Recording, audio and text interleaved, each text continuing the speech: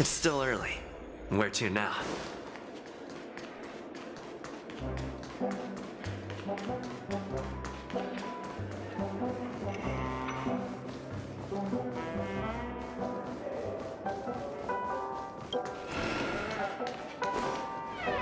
Wake up!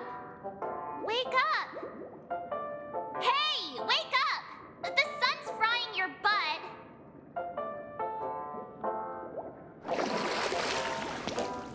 Are you okay? Can you hear me? I didn't hear a peep from your room, and it really freaked me out. What are you talking about? Are you still half asleep or something? The Order's dream is over. Even though it's been a day, I still break into a sweat when I think about it. Our trailblazing expedition almost ended in Penecony. I'm so jealous that you got a good night's sleep. I was traumatized and too scared to even close my eyes. I thought if I fell asleep, I'd never wake up again.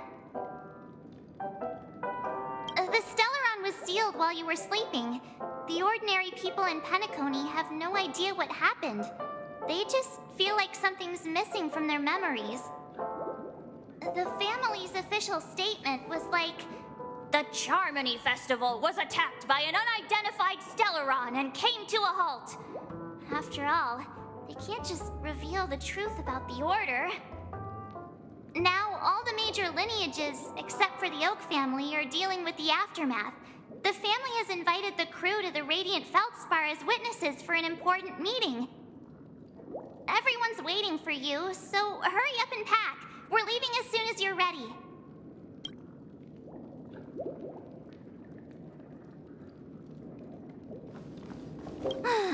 After all this craziness, nothing is better than staying safe in reality.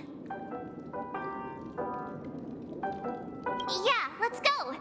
We've got some time before we board the ship, so let's catch up with everyone at Dream Jolt Hostelry.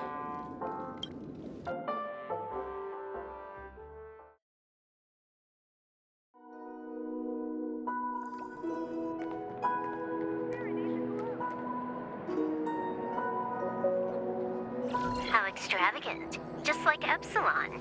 How was it? Did it live up to your dreamscape expectations? You already asked that when we first got here. Yeah, and you said no back then. But after all this madness, I'd say you've grown fond of it.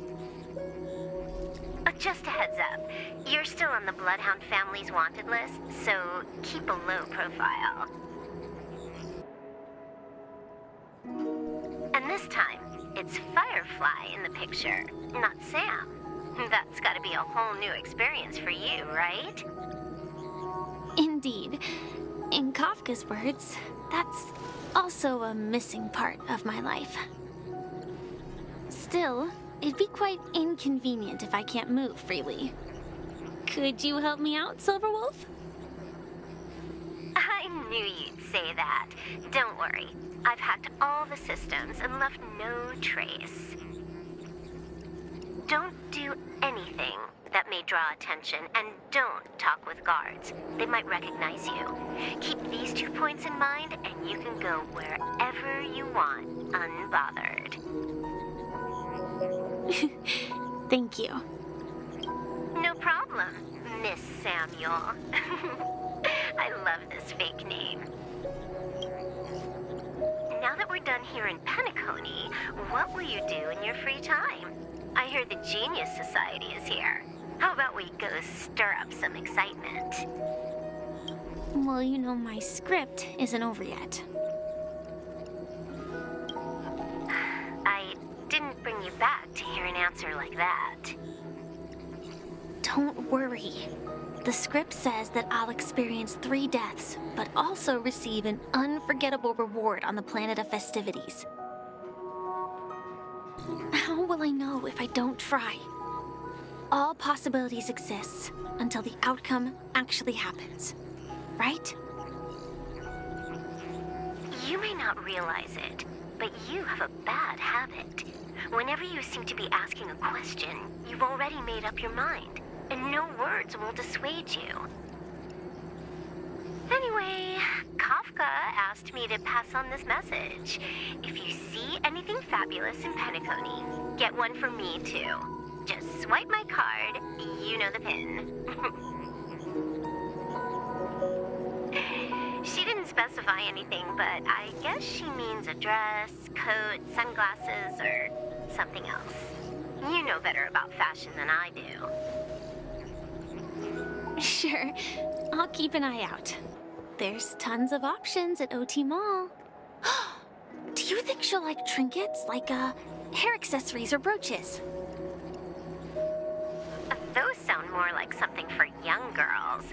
Maybe you should keep them for yourself. Oh, by the way, Blade didn't explicitly say it, but I think he was trying to say something like, temptation will show up again in Penecony.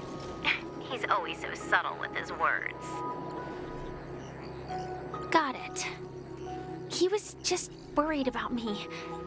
Relax, Silverwolf. You know me. I won't do anything crazy. I just want to wander around and see more of the world for myself. I want to buy some oatcake rolls. I've had a cake roll every day since I arrived in Penecony, from the first day to the last. But today, I'll buy 2 and give you 1. And if you don't like them, I'll enjoy double the pleasure. Or I can bring one to Kafka, as she never refuses. Or maybe I'll give it to Blade. He'll appreciate it. That's not written in the script, right? But as you see, I have added new footnotes to my destiny.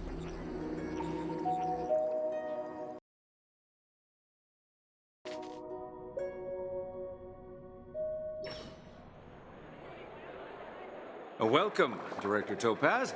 The family ambassadors are still inside making preparations, but the big boss hasn't arrived yet. It'll be a while before the conference starts, I'm afraid. Huh. Quite a spectacle. The family really knows how to make things look impressive. I thought they would choose a more formal and low-key location for the conference. I didn't expect them to go with a luxury airship. About this, Director. I've asked around. This airship, named the Radiant Feldspar, belongs to the Alfalfa family.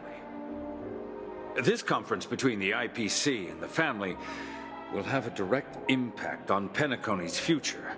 Such an important event should have been held at well, somewhere secretive in the moment of morning dew. The atmosphere here, it doesn't feel serious enough. If I'm right, this conference is probably just a prelude. Whoever organized it wants to assess the IPC stance beforehand. This influential figure either has their own ambitions and wants to reach a preliminary agreement, or they plan to put pressure on us to make us back off. Oh, your mind is always so sharp, Director Topaz. And when the big boss arrives, please remind her to be cautious and watch out for any traps. Thank you for the reminder, but I don't think that will be necessary. When she's at the table, it's the others who need to be cautious. Just tell everyone on our team to stay focused on their tasks and not worry about the negotiations. Oh, got it. I'll do it right away. Oh, and one more thing. Don't call Miss Jade Big Boss in front of her, or there will be serious consequences. I mean, really serious. Got it. Thank you for the reminder, Director.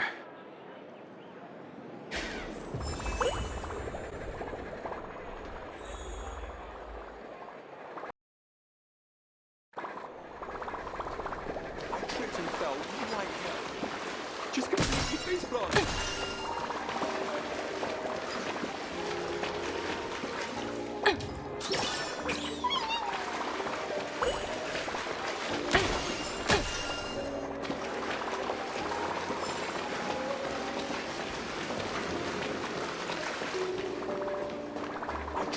fell right here. Just completely...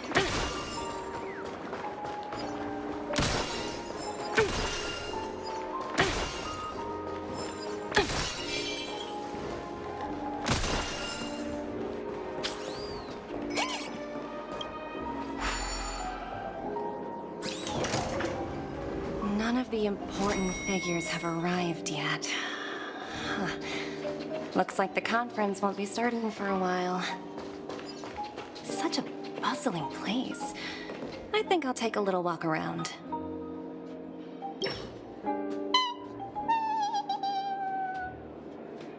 Oh, are you hungry, Numby?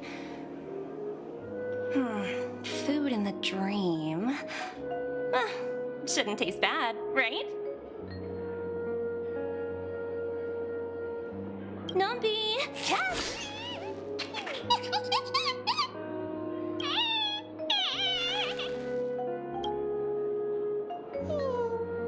Ooh, oops, not to your liking, huh? Sorry.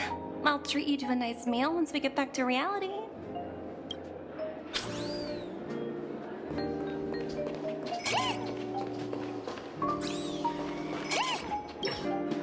So many buttons. How many centuries would it take to press them all? Huh. Didn't expect those pooches to actually recycle them all. Huh? What are these?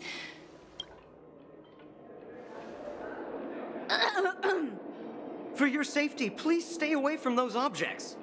For my safety? Are these buttons something dangerous? Not exactly.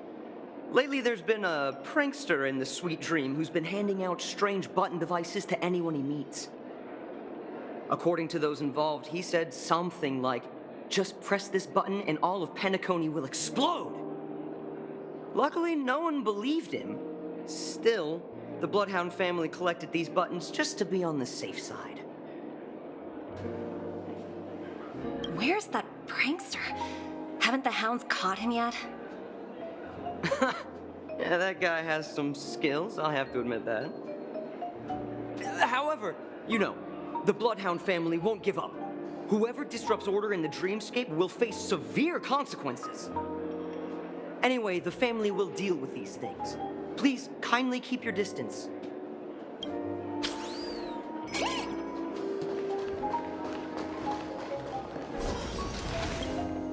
Greetings, madame. What can I do for you? Hello. Could you tell me more about the Radiant Feldspar? I assume you are the ambassador of the IPC Strategic Investment Department. It's my honor to assist you. The Radiant Feldspar is owned by Mr. Odie Alfalfa, head of the Alfalfa family. Mr. Alfalfa invested a significant amount in building this luxurious airship an Ember era ago, and it has been sailing across the 12 hours of the dreamscape ever since. Oh, so it's owned by old Odie himself. No wonder the ship is so lavishly decorated. Indeed, Mr. Alfalfa has impeccable taste. Only the most prestigious guests are invited by the Alfalfa family to board this airship. Please allow me to continue my introduction. The Radiant Feldspar had been cruising over the Sea of Dreams in Penecony for an entire Ember era. But its voyage was temporarily halted due to the recent reverberation. Reverberation? Such a formal way of putting it. You're really downplaying the whole thing. I apologize. Please continue. Following the previous reverberation in the Sweet Dream, the Radiant Feldspar had to suspend its voyage temporarily. Thankfully, the factors that disrupted the dreamscape have been resolved. However, due to, well, certain special reasons, the Charmony Festival, originally scheduled at the Penecony Grand Theater, had to be temporarily postponed.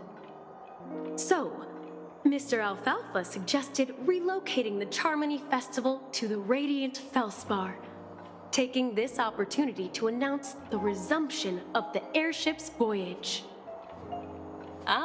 Well, that would meet the family's needs and also create momentum for Mr. Alfalfa himself. Quite fitting for a legendary tycoon like him. Thank you for explaining matters to me. Goodbye.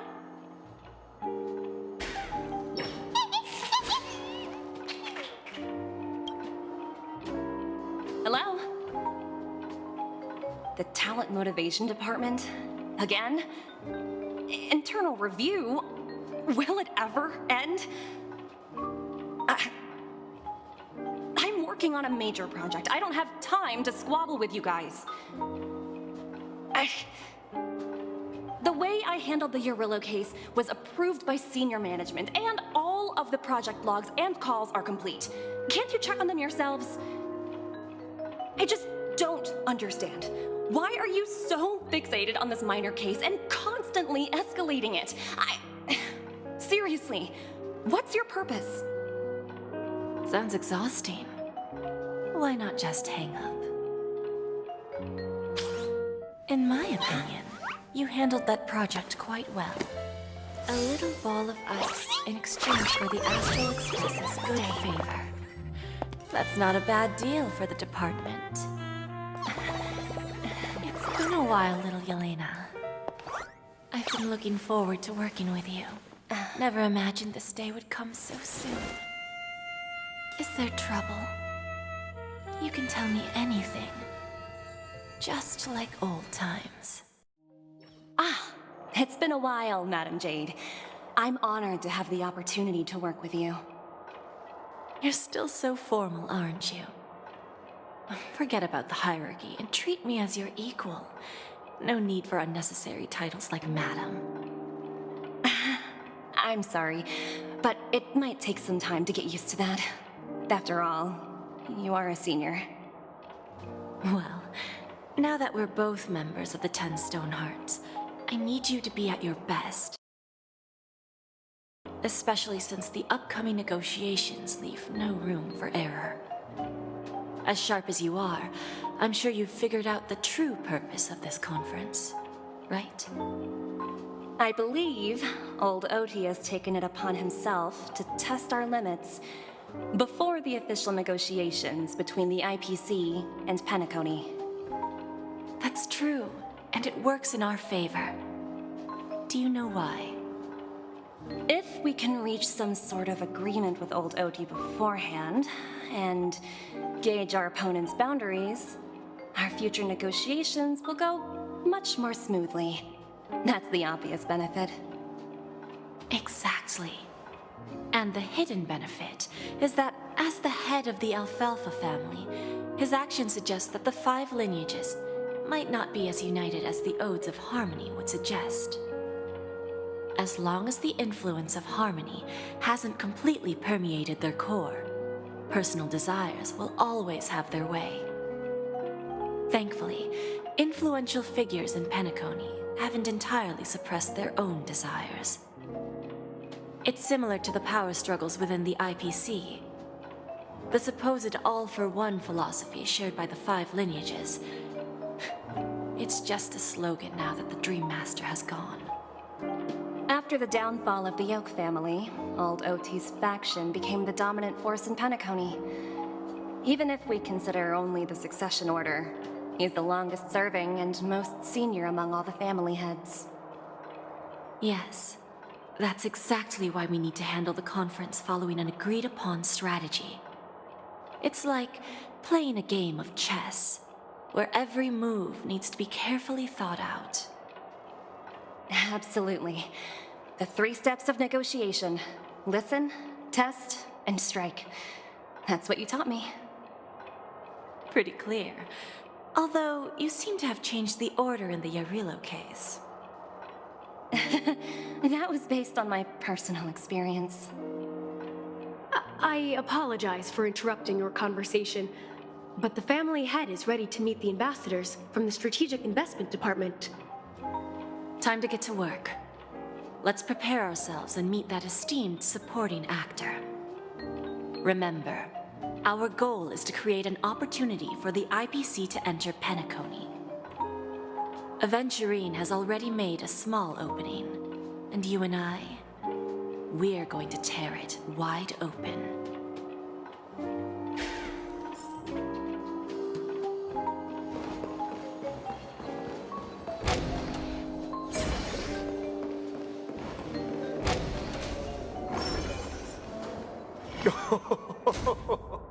Welcome aboard my ship, the Radiant Feldspar. Smart and charming ladies.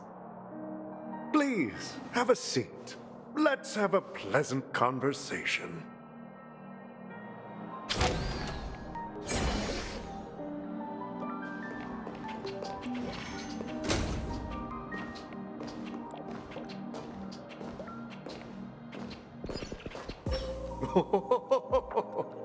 Welcome aboard, my dear ladies. Forgive me for any lack of attentiveness that might have led to a lengthy wait outside. No problem at all, Mr. Alfalfa. It's my honor to meet you in person. You may not be aware, but the book Odie Alfalfa, the biography, is a must-read for all Strategic Investment Department employees. After all, to many, you are the legendary figure who single-handedly built the Penecony economy. I expected no less from the 10 Stonehearts from the Strategic Investment Department. You're definitely skilled in the art of conversation. I always enjoy talking to smart people because we don't have to beat around the bush. We can just get straight to the point instead.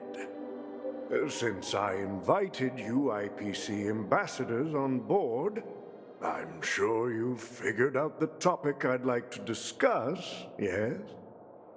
The future of Penecony, if I'm not mistaken. Precisely. Those few words represent a terribly complicated situation indeed. Let's take that golden-haired guy who's not showing up, for example. He put in great effort and almost got himself killed. But what was it all for? Wasn't it eventually to create an opportunity for you IPC to regain control of the precious Astana? The wisdom and experience you've accumulated over 10 Amber Eras are truly impressive.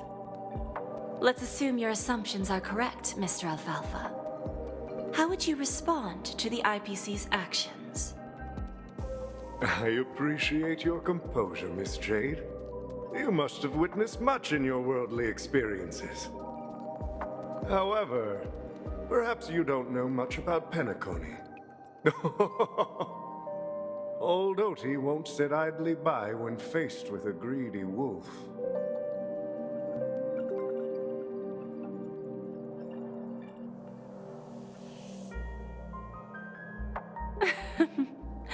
Please, go ahead. I'm all ears.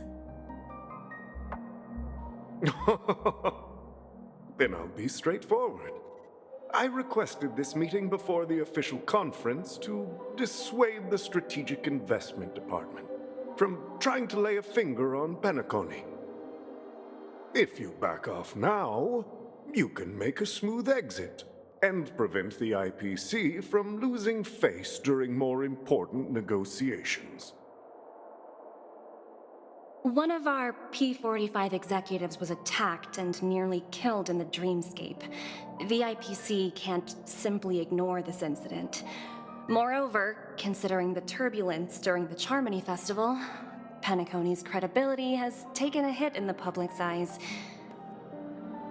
Despite your determined attitude, the issues plaguing Penecony are real, are they not?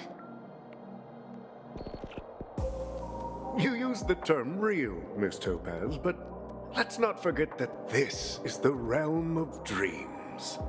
If you want to succeed here, you need ambition and unconventional thinking. Curious about how I plan to respond to the IPC? Well, I don't mind sharing. My actions will help Penecony take a significant step forward by self-listing and going public. Going public? If I'm not mistaken, you want to bypass the IPC and go public on a universal scale. Precisely. Instead of watching the IPC gnaw away at Penecony, I'd prefer to open the doors of the sweet dream to the entire universe. Starting today, anyone in the cosmos can become a shareholder of the land of the dreams. This is the path of harmony I'll choose.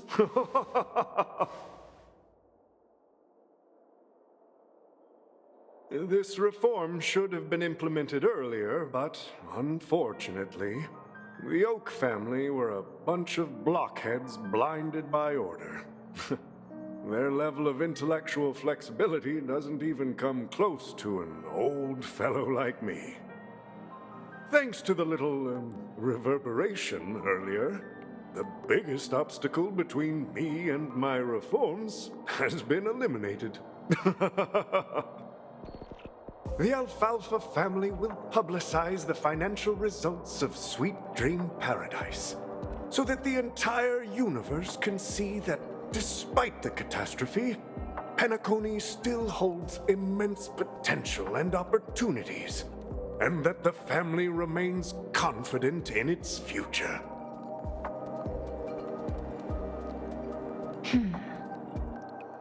Crisis and opportunity are two sides of the same coin. So, you've been waiting for the right moment for Penecony to regain the spotlight. And if Penecony should seize this opportunity to overcome adversity, even if the IPC tries to intervene, every move we make will be scrutinized by trillions of people.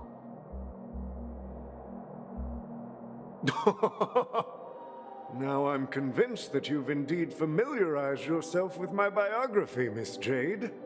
So, about your next move.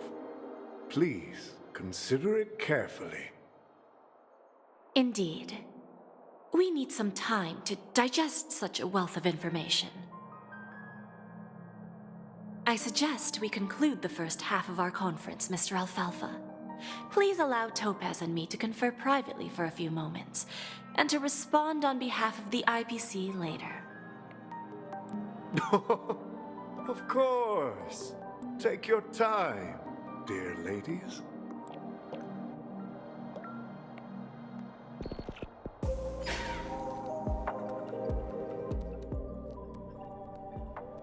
The Alfalfa family had a meeting with the IPC? I got this information from a message sent by that IPC ambassador. He said it was to return the favor. It's not hard to imagine. Penecony today is pretty much like the frontier prison it once was, with external forces casting greedy eyes and the undercurrent of order lurking within. Instead of falling into a situation where they are plagued by both external and internal threats, Penecony would rather take a step back and invite the IPC to negotiate at the table, ostensibly to cooperate, but in reality, to secure more opportunities for their own survival. Well, no wonder they sought the mediation from the Astral Express. In your opinion, who should we stand behind? I don't think the followers of the Harmony are completely innocent victims in all of this. For reasons unknown, they have a strong desire to smooth things over, which leads to speculation about their motives. If either the family or IPC were to assume full control of Penecony, it would return to its previous illusory dream of hedonism, and the efforts of those previous nameless would once again go to waste. There you are. Did you rest well? I didn't disturb you since you were in a deep sleep. Even long dreams eventually come to an end. Our adventure in Penecony is reaching its conclusion. After Anna's dream was shattered, the family branch from the Montour system soon arrived and swiftly took control of the situation. Most members of the Oak family fell unconscious, but fortunately, their lives were not in danger. The mastermind behind the plans was confirmed to be Gopher Wood, the previous Dream Master. But by the time we arrived, he was dead already. He'll face a trial. As for further details, the family would rather not disclose them. Ultimately, the public perceived the incident as an attack by evil forces targeting the Charmony Festival. They believe the family failed to safeguard the sweet dream, significantly eroding their credibility in the process. While quite different from the truth, this appears to be the outcome with the least impact. After all, you don't know who's awake and who's pretending to be asleep. Well, they'll open their eyes in the face of danger. Once the danger subsides, they'll embrace the sweet dream again. Here's a toast, with 3 glasses of Glory of the Trailblaze to all of you. Yeah, it's good to see you all again. Although we might be saying goodbye again after this reunion. When will the Astral Express leave Penecony? We'll stay a bit longer, but not too long. So, this is our final meeting then? If this is a farewell, then it seems to be missing something. Music? Atmosphere? Maybe a special drink to honor those who are not here. Let's see. The mixed drink should be solemn, dignified, and unique, as we'll use it to pay respect to those fallen heroes. To the Nameless, resting in peace, and to Gallagher.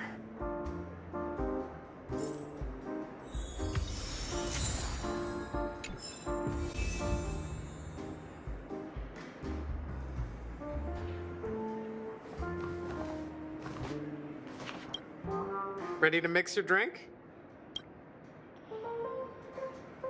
I'm not sure. I haven't seen him since our last meeting at the lounge. Come to think of it, he always did come and go quietly. We used to discuss everything here. But every time he'd leave, I'd realize that I didn't know him at all. Such is the mystery that is Gallagher. I have a hunch. Perhaps he's already fulfilled his wishes and won't be coming back. Before we start, would you like to talk to your friends? We have plenty of time. All right, as you wish. I think I have an idea about what drink to make. Would you like it bitter or sweet? It's up to you. Choose the flavor that suits you best at this moment. Drowning sweetness. One of the most challenging drinks to make. A slight imbalance in the ingredients can result in an overwhelmingly viscous sweet taste.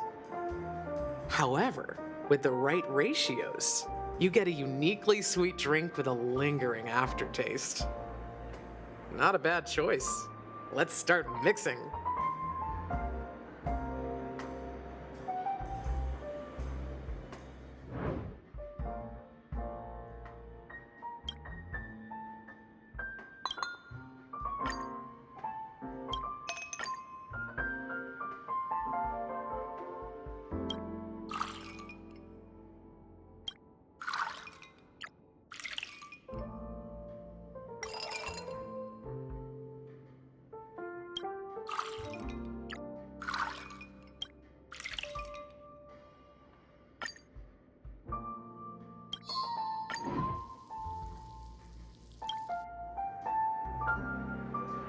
Words always fall short. If you want to bring closure to past events at this lounge, there's no better way than mixing a drink.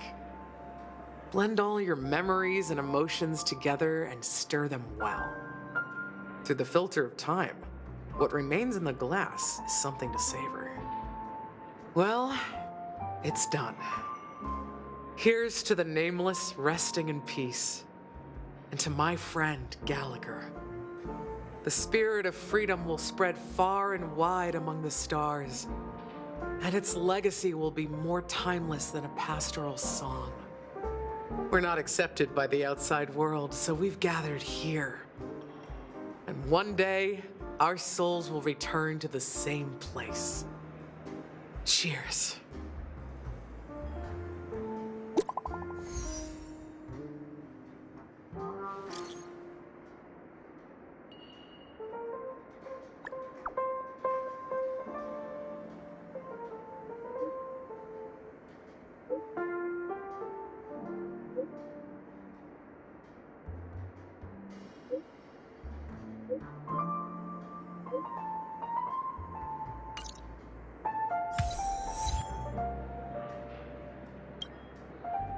you leaving? Oh, then take this with you. I've mixed more of this last special drink for you. The past shouldn't be forgotten. So I hope it brings back the flavors of Penecony. Thank you. I'm sure it'll leave a lasting impression. If you happen to run into Gallagher, make sure he has a sip too. I know his tastes, and he'll be thrilled. All right, enough with the heavy stuff. You guys have important things to take care of, so let's not dwell on things. Whether it's the Astral Express or Penecony, there's still a long journey ahead. So let's lift our spirits, guys, and embark towards our tomorrows.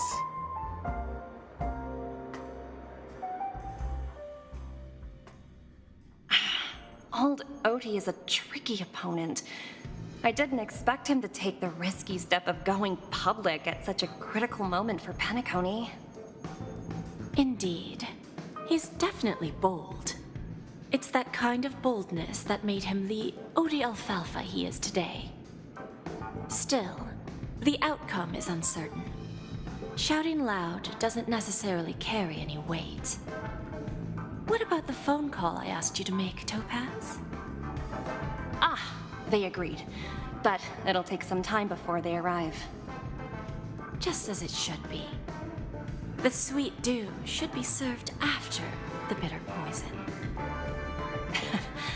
Looks like we'll be skipping the exchanging apples step this time around. Now that we're dealing with a greedy merchant, a simple apple wouldn't make a difference. Well, I guess I included myself in that remark too. Now I'm a bit curious, Topaz. Do you think Penecony is a quality asset? Yes. Despite its recent calamity, Penecony remains a top-quality asset within the cosmos, with good credit, lucrative potential, and promising prospects. Well, that's obvious, but what I truly wanted to know is, this project is obviously too bland for your taste, isn't it? That's true. I wouldn't be here if it weren't for Aventurine. But despite that, you trust him. You even entrusted him with a cornerstone. Something as precious as life itself, to finish this gamble. Are you not in the same boat, Miss Jade? Without us playing along, your Jade Stone wouldn't have made it across the border so easily, allowing you to see all desires that flow through dreams to gain a bargaining chip in negotiations. That's why I'm willing to stake my Topaz Stone to cover for you. It's like one big, elaborate game of chess. Once that kid sets his mind to something, nothing can stop him. Not even fate. Well, at least he's still alive, and that's the best outcome. Looks like we've strayed off topic, Miss Jade. Should we discuss our next steps? No need. I'll go it alone. Meanwhile, you can go greet our honored guest and wait for my message. Okay. Is that Robin? Huh. She's also here on the Radiant Feldspar.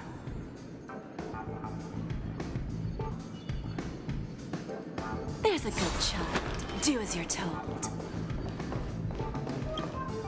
Greetings, Miss Robin. I didn't expect to meet you here. Miss Jade? Greetings. The opening ceremony for the Charmony Festival has been moved to the Radiant Feldspar, so I'm here making some preparations. How about you? Have you spoken with Mr. Alfalfa? I'm actually on my way to meet him right now. Do you know him well, Miss Robin? Unfortunately, I've never met him. I've only heard a few comments from the former head of the Oak family. Mr. Alfalfa is respectable when it comes to business, but in other respects, I can't say the same. where do you think the future of the planet of festivities is headed? I believe the sweet dream will see its rebirth, just like the radiant feldspar resumed its voyage. The Harmony needs a new direction. Only by bidding farewell to the past can we actually sail into the future. There are no permanent allies or everlasting enemies. So let's both take what we need from this deal. Naturally. I'm looking forward to your performance. See you at the festival. See you later, Miss Jade.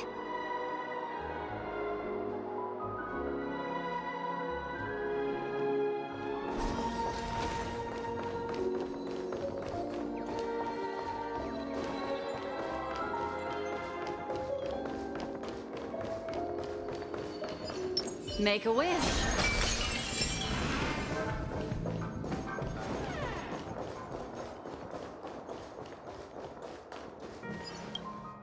Thank you for your patience, Mr. Alfalfa. Let's continue our discussion. Figured out something already, Miss Jade? But where is Miss Topaz? Topaz has something else to take care of. You'll be seeing her later. Talks can still continue between the two of us. Is it just me, miss? Your tone sounds very different now. I need to set a good example for my junior. It's not a good habit to be too loose-lipped during negotiations, right? Now we can speak frankly and openly. Do you believe what I said, Odie? You're not the only merchant who has seen the changes in the cosmic market over the past 10 Amber Eras. Interesting. Now that's interesting. Good. It's good to be straightforward. Openness and transparency are my things. So, tell me, what's your next move? Unfortunately, I'd like to speak the harsh truth before laying out my plan. Let's cut to the chase. First, your plan won't work.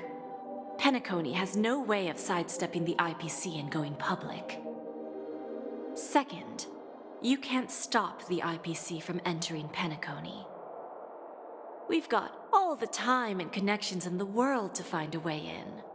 We'll keep tearing down and rebuilding this place until the Asdana system gets used to the IPC's ways again.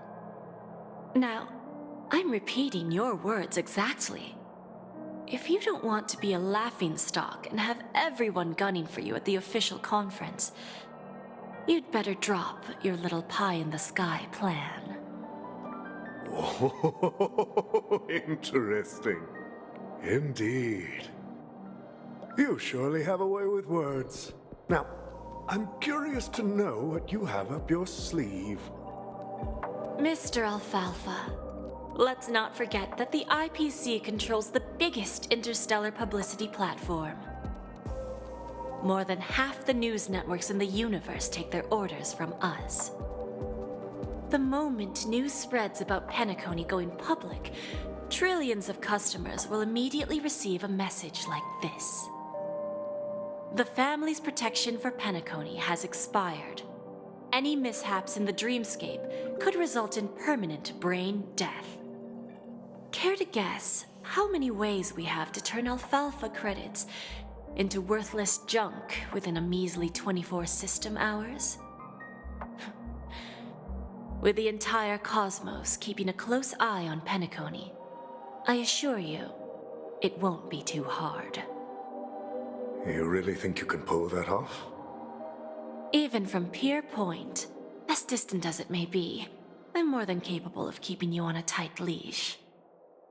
However, if you agree to give up that half-baked plan to go public, the IPC will assure you that we'll never jeopardize the interests of the family heads under your leadership.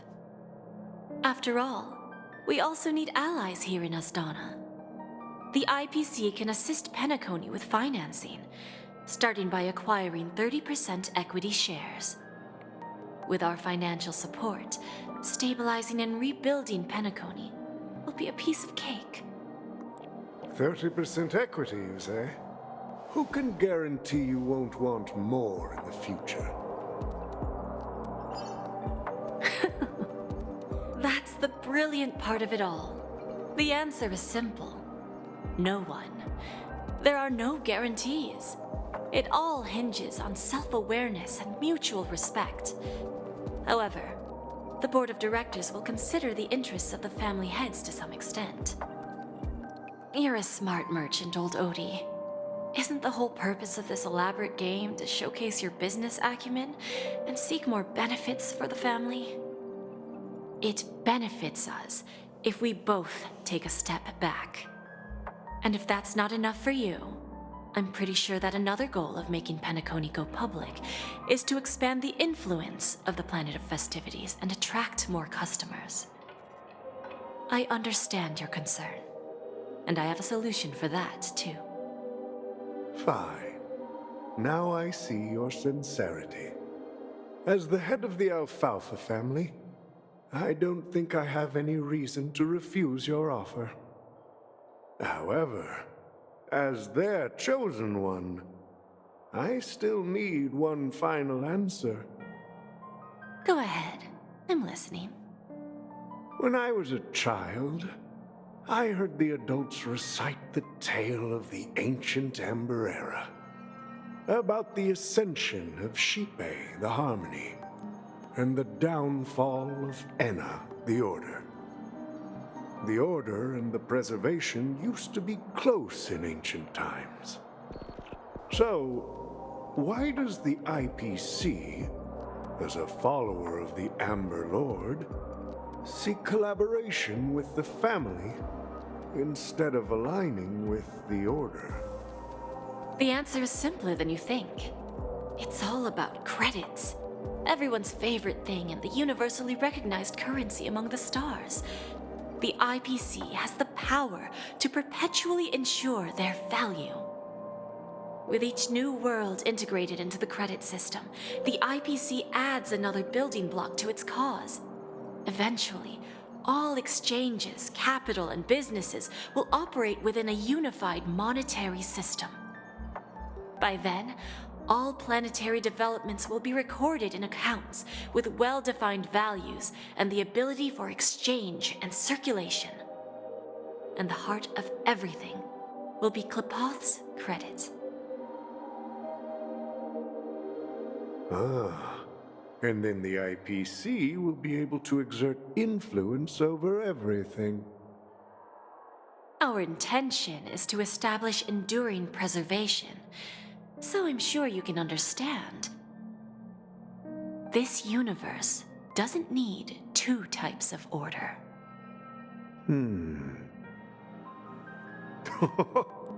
Well said. Now you've convinced me. All right. Tell me your solution. Let's see if we're thinking the same thing. Then let's continue our conversation.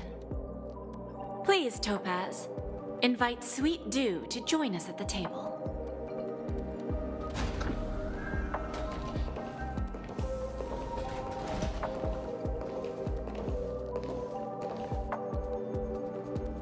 Thank you for your presence, Miss Himeko. Please allow me to introduce her to you, Mr. Alfalfa. This is Miss Himeko from the Astral Express, one of the future shareholders of Penecony. I've heard so much about you, Mr. Alfalfa. It's an honor to meet you as representative of the Astral Express. This stunning lady is the navigator of the Astral Express? It's a pleasure to meet you. I believe everyone here is familiar with the general contents of the proposal. After this round of financing, the IPC is expected to hold 30% of Penecony's shares. Then, the IPC will transfer 5% of that stake to the Astral Express and recommend Miss Himeko as an independent director to honor the sacrifices and contributions made by the former Nameless to the land of the dreams. While this decision isn't finalized yet, we are honored that everyone here recognizes the way of the Trailblaze. While the Nameless didn't embark on their journeys for fame or fortune, if this is the wish of both the family and the IPC, I will represent the Astral Express and fulfill my duty as a member of the board of directors. The entire crew has agreed to assist in the reconstruction of Penecony. Beyond that, in our future travels, we are committed to bringing the beautiful dreams of the planet of festivities to more worlds. Of course, all cooperation is based on one premise. The path of harmony in Penecony must not be distorted again, and such a tragedy must never recur.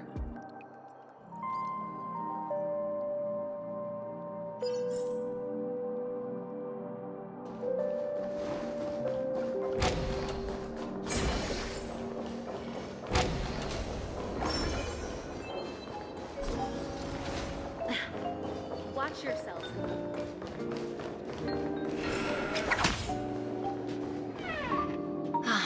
Old OT is in agreement, so the issue is settled, I presume.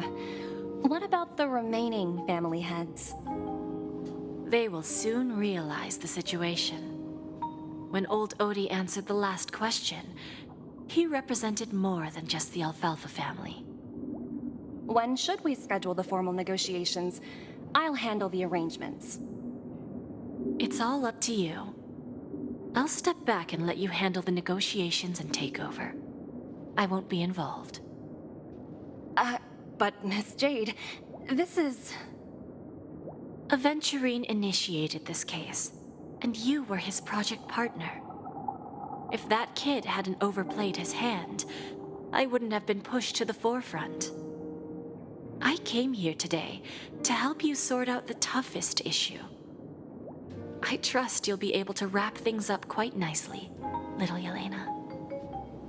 Of course, there won't be any problems. And please, give Diamond my assurance. Don't worry. Diamond has always trusted us. I'll put in a good word for you, and you'll have your P-45 position back in no time. Radiant Feldspar. What a fantastic ship. Now that my business is done, it's time for me to indulge in my own little hobby. Ah, you want to open a Bon and Jade exchange branch on this ship too? Opportunities like this don't come around often. Just look at the guests on this ship. They're surely holding a wealth of valuable treasures. Well, I'll take my leave. A pawn shop can't run without a boss.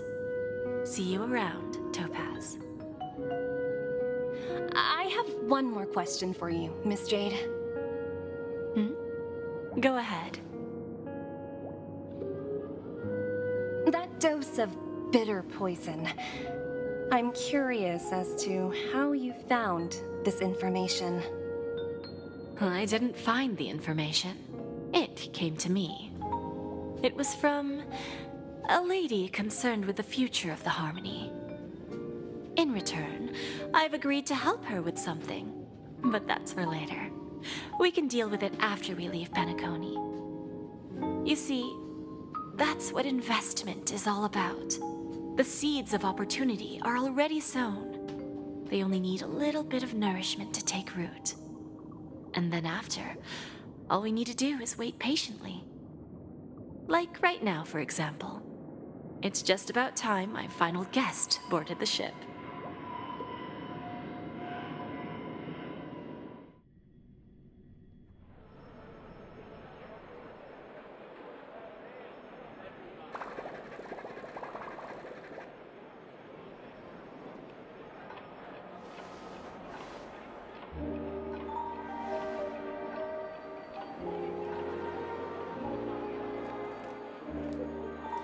Sneaking in was way easier than I thought. The family's security is as lax as ever.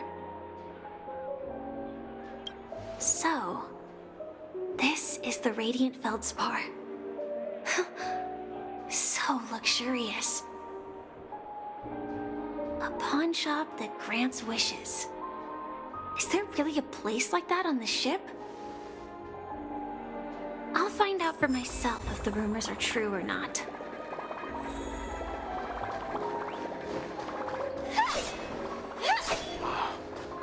this. Please stay tuned.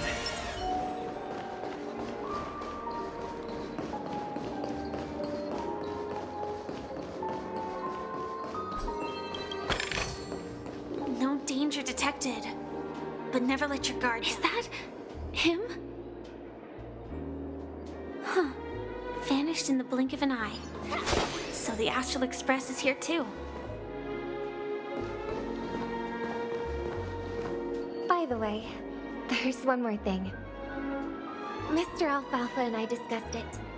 I'll present a gift to the Astral Express on behalf of the family as a token of gratitude for the Nameless's contributions to Penecony.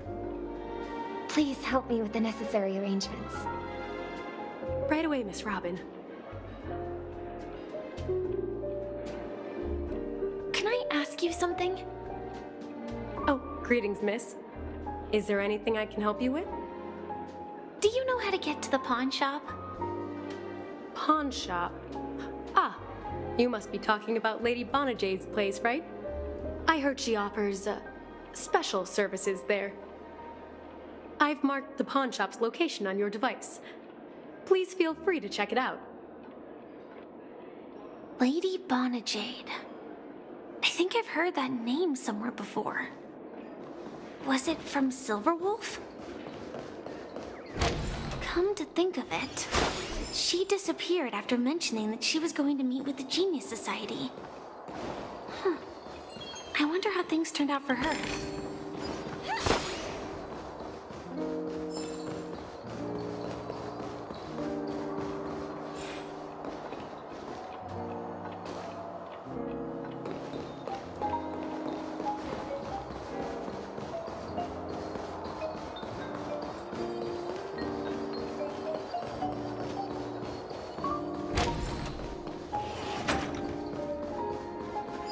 What happened in Penecony? The Charming Festival has Inspection complete. Nothing suspicious.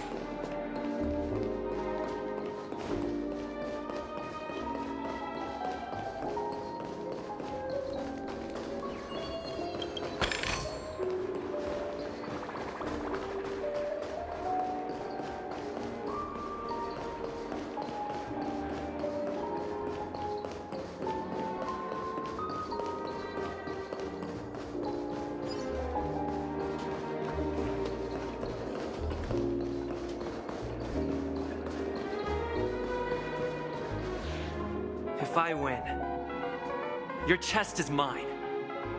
Who said I was betting with you? I did.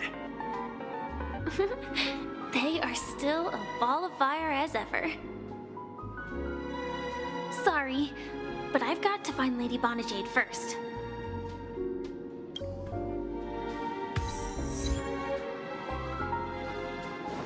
No, it's not the best time to do that.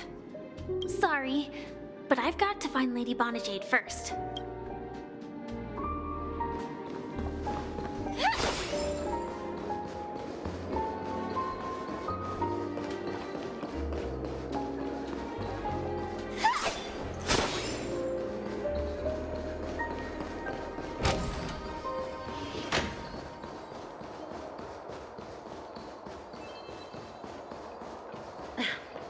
Watch yourself.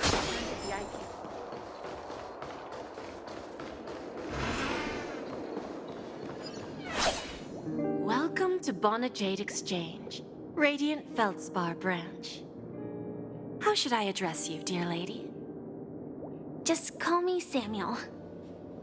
Samuel. Nice name. So what do you need, Miss Samuel? And what are you willing to give up in return? I want to keep on living. And for that, I'm willing to give up everything I have.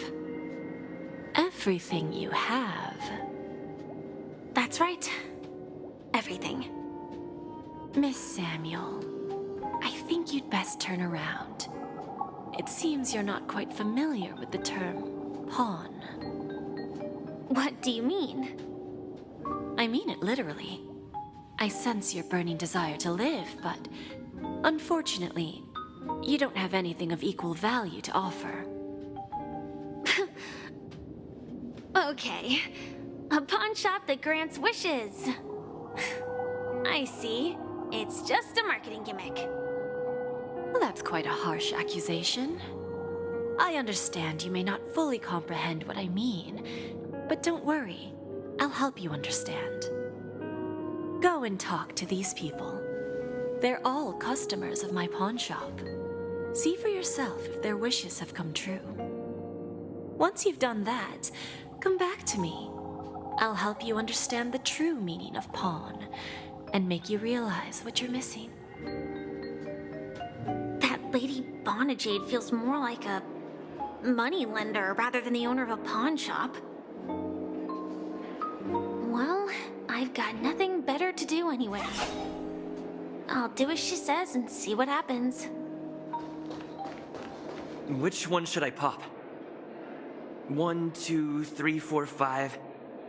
Dan Heng and Void Ranger Jive. Don't change the words. No, it's not the best time to do that. Sorry. I'll catch up with you later.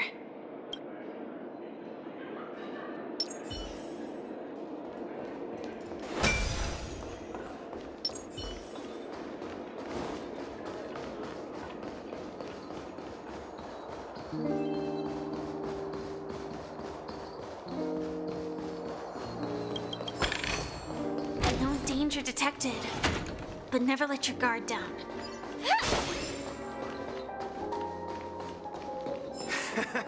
Got it. You stupid little girl. Coming back to lose more money, huh? Enough talk. Let's get started. This will be our final game.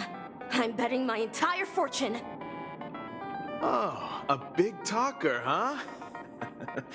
All right, let's see what you've got.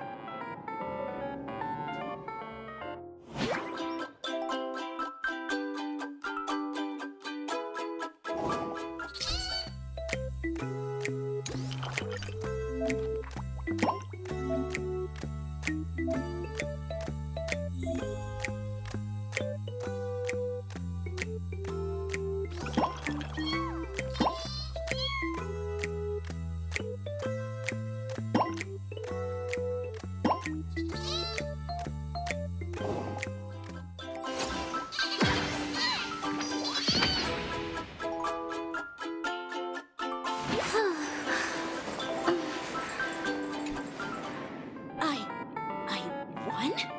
I actually won! This can't be! You lost to me 10 times in a row. How could I possibly lose to you at such a crucial moment? It's true! Lady Bonajade has truly blessed me! Finally, my luck has turned for the better. Great new era for Stacy, the master gambler has arrived!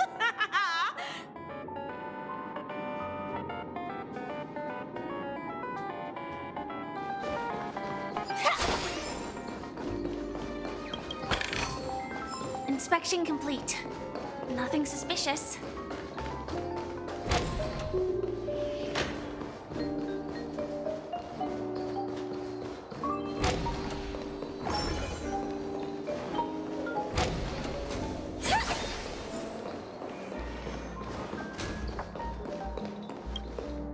I've prepared a gift for you, Dorothy.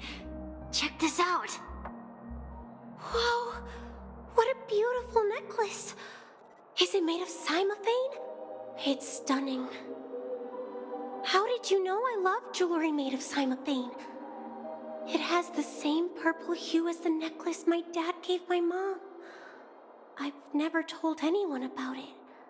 How did you find out, Del?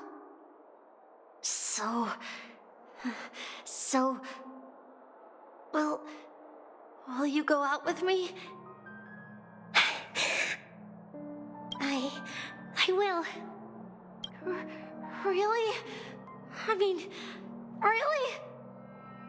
I never said yes before because I thought you had no idea what I liked.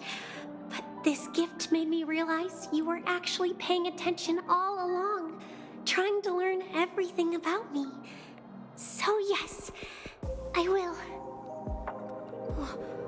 wonderful. My wish has actually come true. So, shall we go, Dorothy? Let's go outside and enjoy the stunning views of the 12 hours. Yeah, let's go.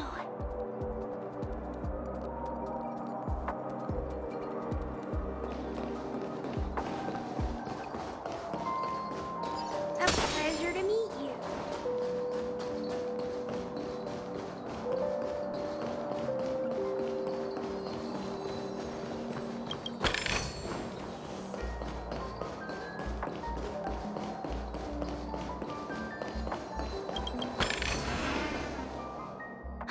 Hey, did you see that?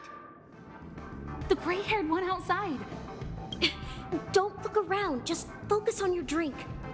Seriously, they look like a total lunatic. Is that him?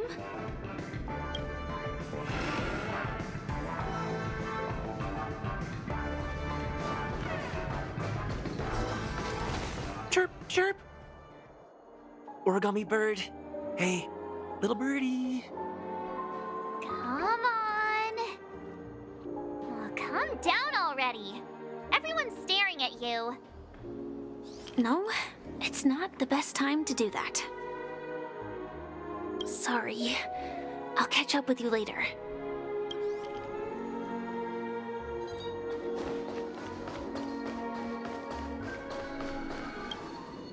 Yeah, you heard right. I've got him. He's been hiding at the Moment of Soul in Penecony, using a fake identity. And he even posed as a professor at Paperfold Academy. I've made a deal with the family. We'll leave the extradition-related paperwork to you. How'd I find him?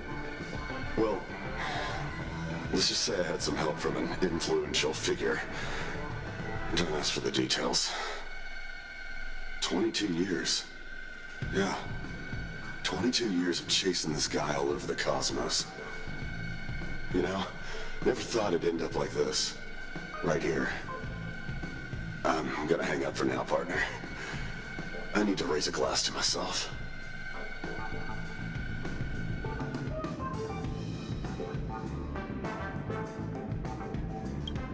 All of their wishes actually did come true. But I just don't understand. How did she do it?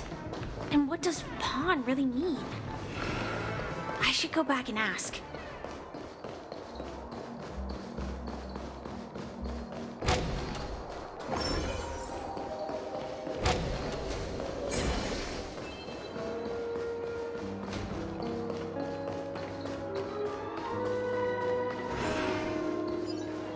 So you're back, Miss Samuel. Yeah. I found those people.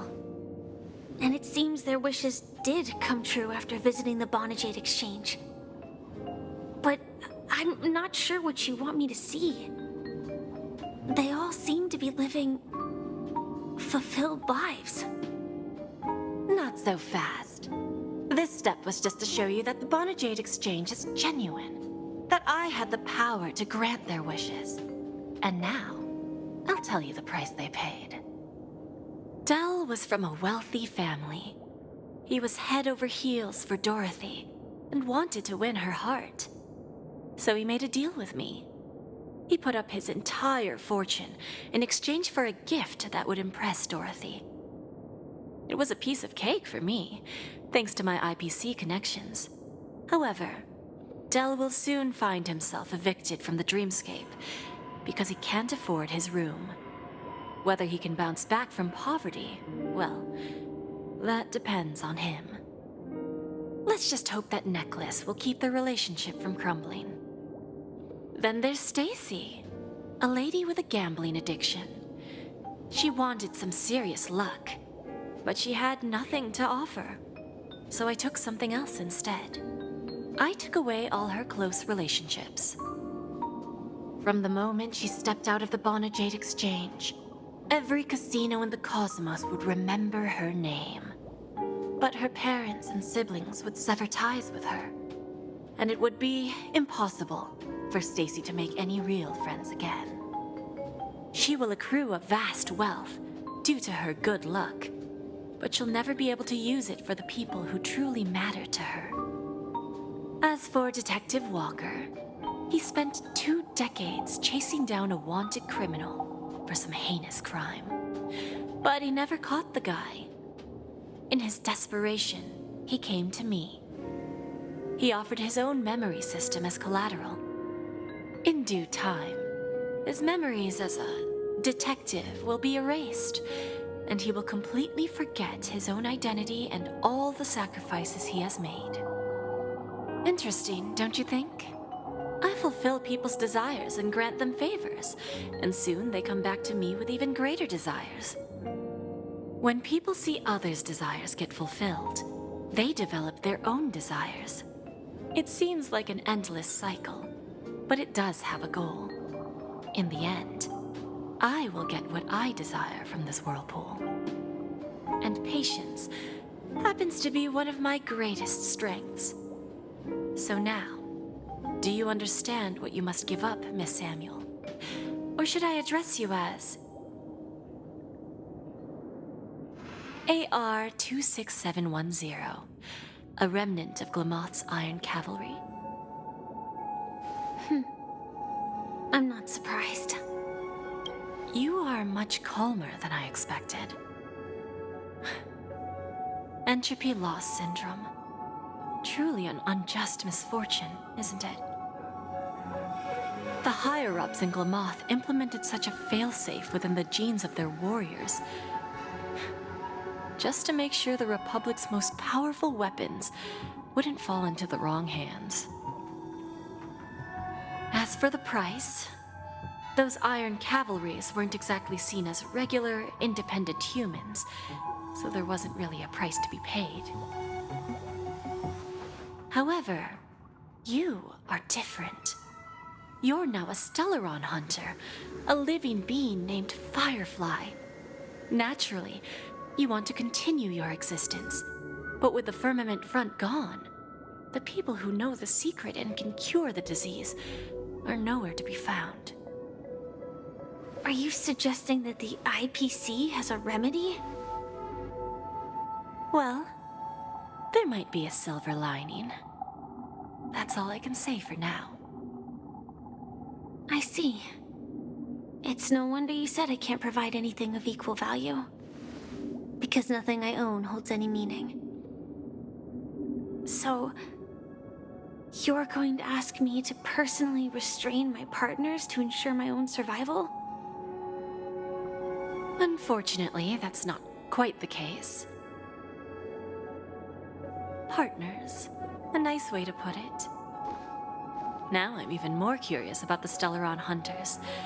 Each of you has your own identity and a special bond with each other. It's strong and intimate, and yet it allows for independence. Just as the 10 Stonehearts follow Diamond, you follow your own leader. I wonder what they are like, and if all Stellaron hunters are like you. Traveling on the path of finality, but struggling against your destiny. Attempting to move in the opposite direction. I really hope that one day, all of you will come and visit my pawn shop. I'll be waiting patiently for that day. Can I see this as an invitation? From Diamond to the Stellaron hunters while keeping the IPC in the dark? Consider it more of a personal offer from myself. It doesn't represent the IPC or the Strategic Investment Department. The Stellaron hunters have interacted with the IPC, but not the 10 Stonehearts. Our paths have never crossed. As for your offer, I can pass it along to my partners. But I have a question. You know who I am. And you must know that my partner is keeping an eye on this room. If she wanted to, she could let the entirety of Purepoint know about it within a few mere seconds.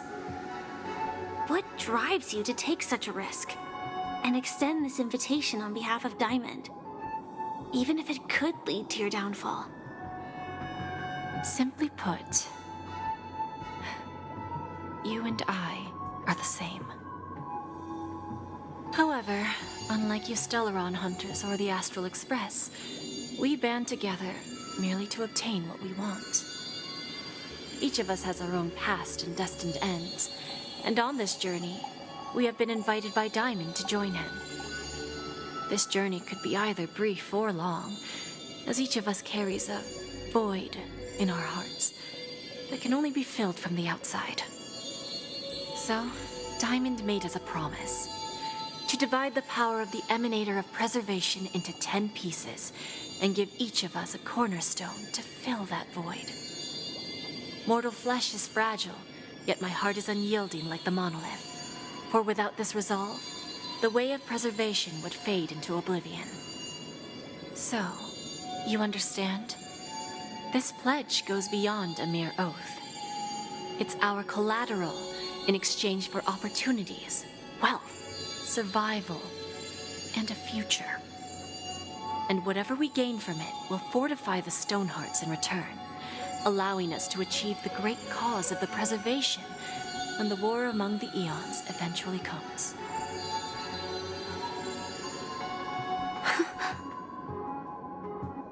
I understand. Take your time, child. You don't need to give me an immediate answer. Like I said, patience is one of my greatest strengths. If fate turns that page, our paths will cross again. It's a shame, though, that this pawn shop can't give me what I desire. My last attempt in Penecony. Well, it ends with hope.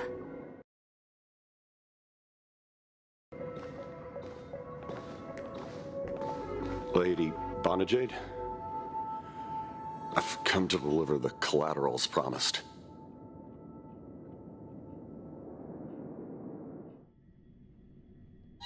Turns out, the meeting to decide the future of Penecony went much smoother than expected, with little debate.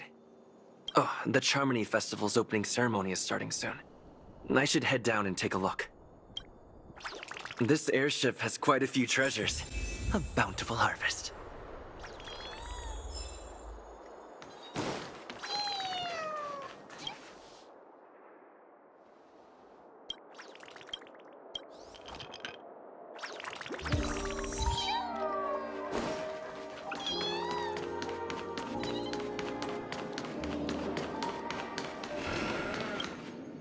Remember, I can take you out with just one shot whenever I choose.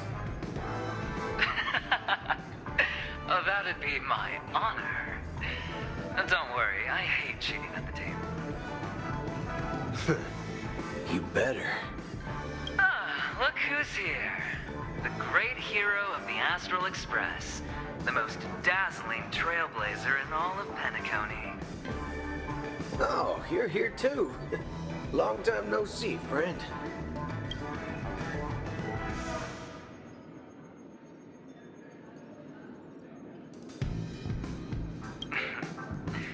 Merely a greeting of platitudes. As long as you and I have an understanding. Let's set aside those under-the-table dealings for now, partner. Don't want to spoil the festive mood of the Charmony Festival. I agree. Now let's congratulate Mr. Trailblazer. I hear the family intends to thank the crew at the Charmony Festival. It's a real pity I can't personally be there to witness this. Thank you. And I also hope you enjoy yourself, great hero of Penecony. I'll pass. But I do hope you guys have fun. If you don't mind, let's play a few rounds next time.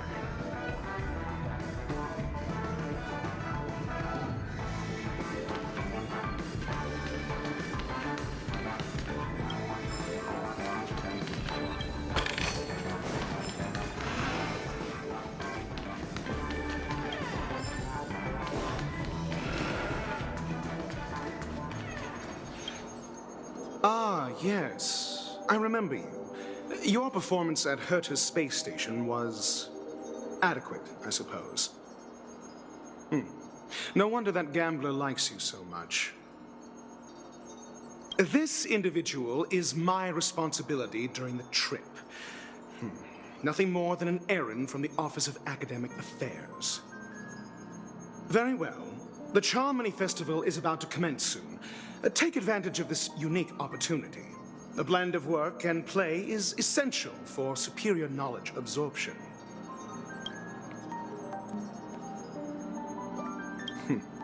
Then you'll excuse me.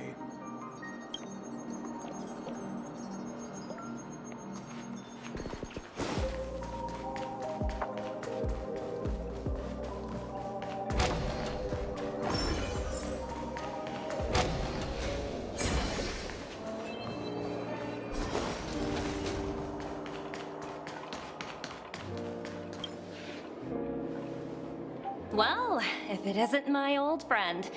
It hasn't been long, and yet, here we are again. How are you?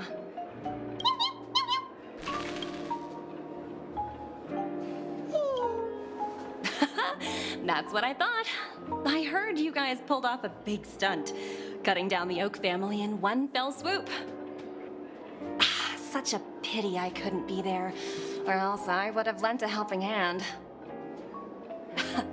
Look how bustling this ship is. Not bad. Someday when I'm less tied up, I plan to host a grand party on my eco-ship, and you'll all be on the guest list. Transform? What are you saying? Oh, I understand now. You're referring to Aventurine's cornerstone, right? Sorry. Compared to him, my ability is not as visual. Guess there is no harm telling you. The abilities of the 10 Stonehearts as cornerstones are all different.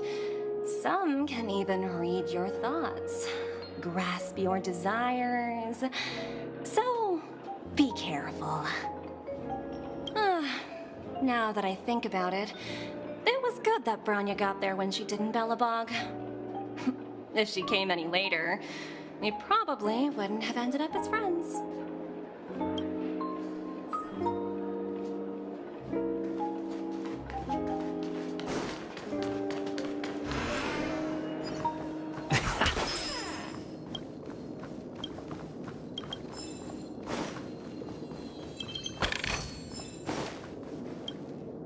Hey there, lively guy.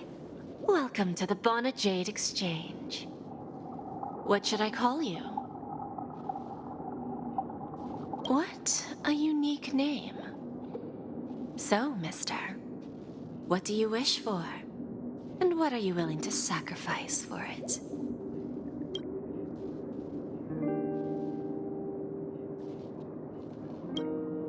Oh, this is your wish. Sounds simple enough. Very pragmatic. Then, let's discuss the cost. To fulfill this wish, the thing I need is simple. The tail of an animal.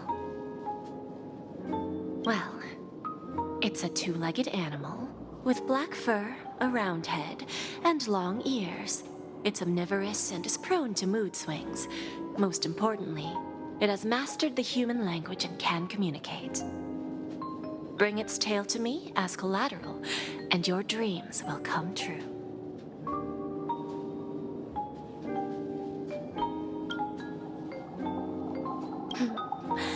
May fate bring us together again, Mr. Trailblazer.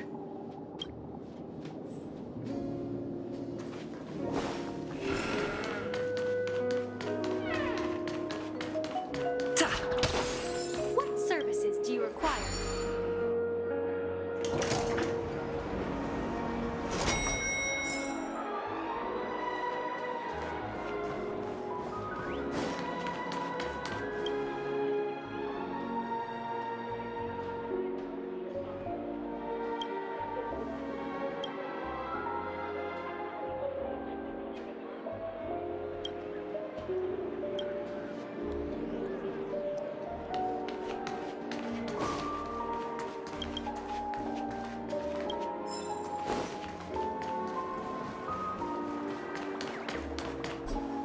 The festival hasn't started.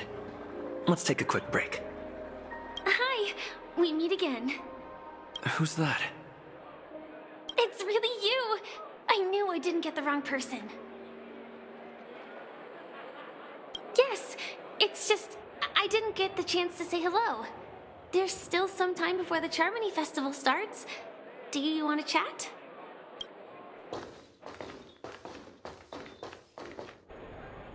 Two murder cases, a showdown with the IPC's ambassadors, the legacy of the Nameless, and a remnant of the Order who wishes to replace an Eon-created paradise with a dream. You guys even ended up shattering the dream. It's truly been quite a vacation. It's a good thing that you guys managed to overcome all those difficult problems. Congratulations! After the Charmony Festival's opening, will you guys be leaving again? There will always be somewhere. After all, you guys are on the path of the Trailblaze. Before joining the Stellaron Hunters, Elio told me that this journey will tell me how to live on. That's all he said. As for the rest, it's up to me to find out. So, I'll pay extra attention to any leads that will let me live on. This trip to Penecony is no different.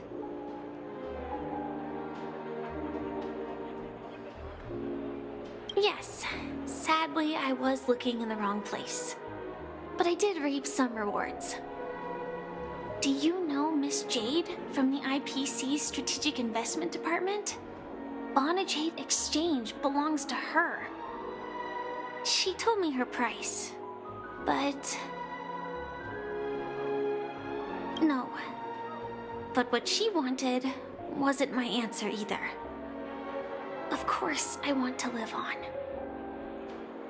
But... what fate owes me? I want it paid back, not passed on.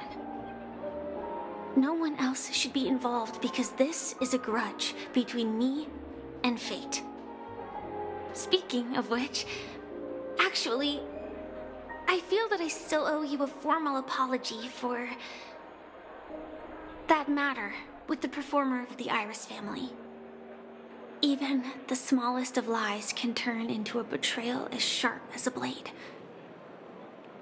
I'm sorry.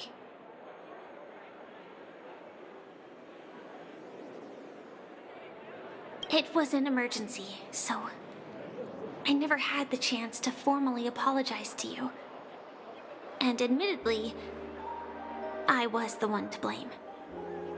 To me, hiding is much easier than being honest. Yet, I still want to try expressing my emotions as any ordinary person would. It's that girl! Get moving! Arrest that criminal before the Charmony Festival's opening ceremony starts! I can't believe they've chased me this far. Looks like we have to say our goodbyes. Don't worry about me, just go and enjoy the ceremony. The script hasn't reached its end yet. We will meet again.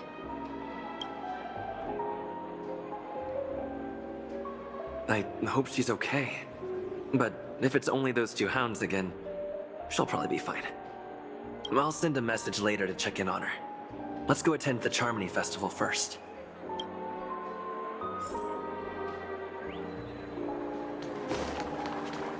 Let's take a seat here. Everything is settled. But there's still some time left. Maybe I should take a walk? Forget it. I've done enough walking around already. Let's take a seat and rest for a while.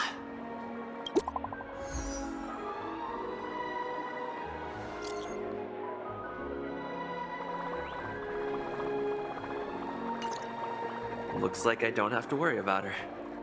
Let's wait for the opening ceremony to start.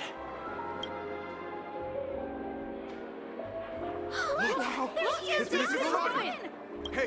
Hey, Miss Robin! Hey, Miss Robin! Over here, Miss Robin! Miss Robin! Miss Robin! Miss Robin! Miss Robin!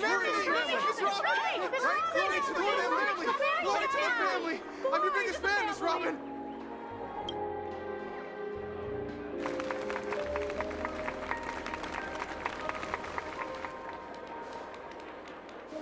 Distinguished guests, fellow family members, ladies, gentlemen, and friends from all over the cosmos. It's a pleasure to join you all in celebrating the grandest ceremony of the Amber Era, the Charmony Festival.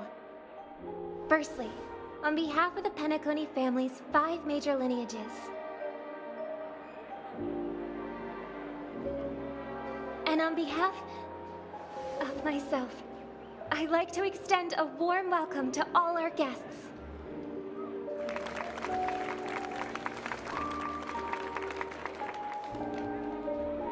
As you all may have noticed, this year's Charmony Festival is far from regular. Thanks to the efforts of everyone, the celebration is unprecedented in scale, with factions from across the cosmos in attendance. Not only that, the customary opening ceremony held at the Penecony Grand Theater has now moved to the Radiant Feldspar, the very airship you all stand upon. We invite you to express your warmest applause and deepest appreciation for OT Alfalfa, head of the Alfalfa family, for his selfless devotion to the Harmony's cause.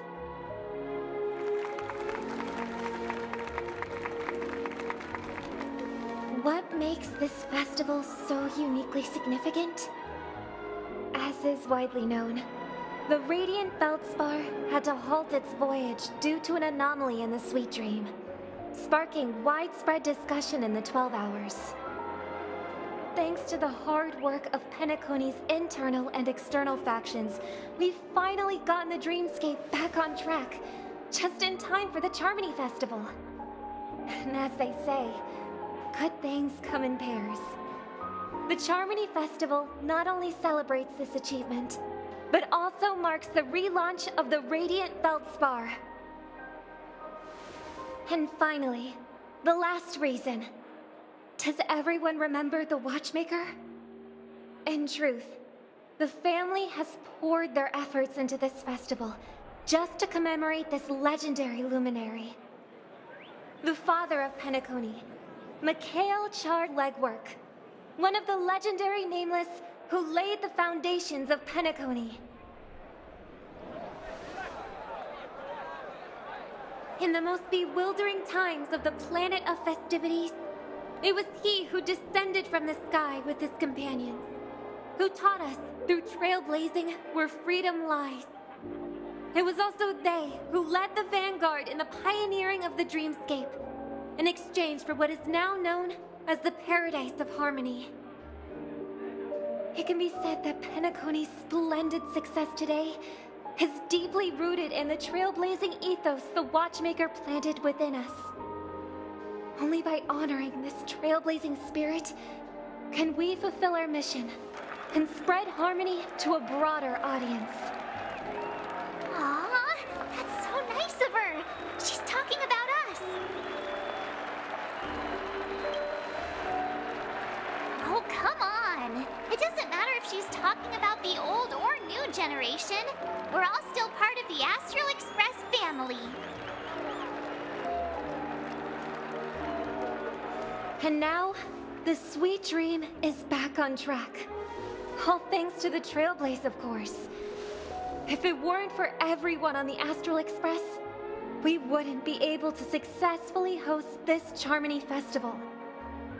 Thus, with unanimous consent from the 5 major lineages, Penecony's family, on behalf of all family members throughout the cosmos, offer a token of appreciation to the Nameless. Oh, I wonder if it's gonna be a big one. We will transfer ownership of the Radiant Feldspar to the Astral Express. A meager appreciation that we hope you will accept with grace. Let us gift our applause and cheers to these brave and dauntless Nameless. Nameless! Nameless! Nameless! And now, I propose a toast to harmony, to the Trailblaze, to the future of Penecony and the universe, and To the generous Alfalfa family head, Mr. O.T. Alfalfa. Cheers! Cheers!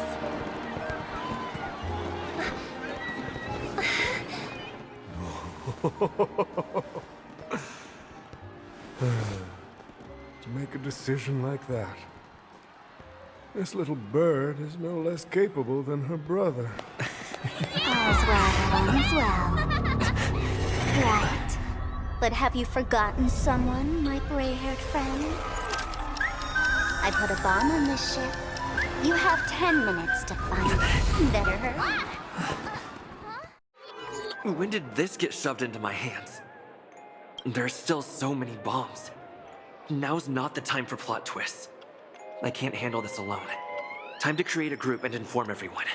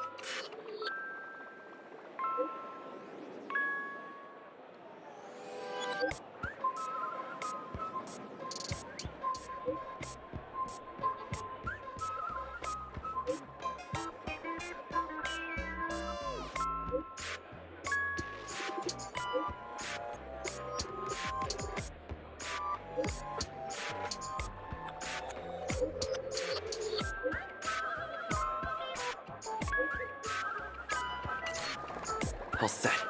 Let's start following the plan.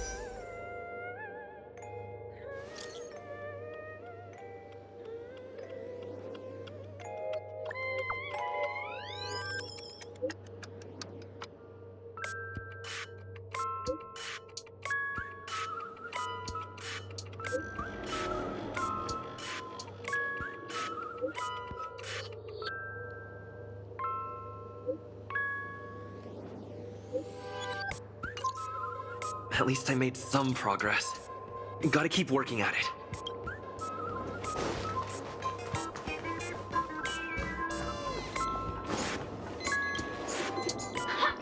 We meet again.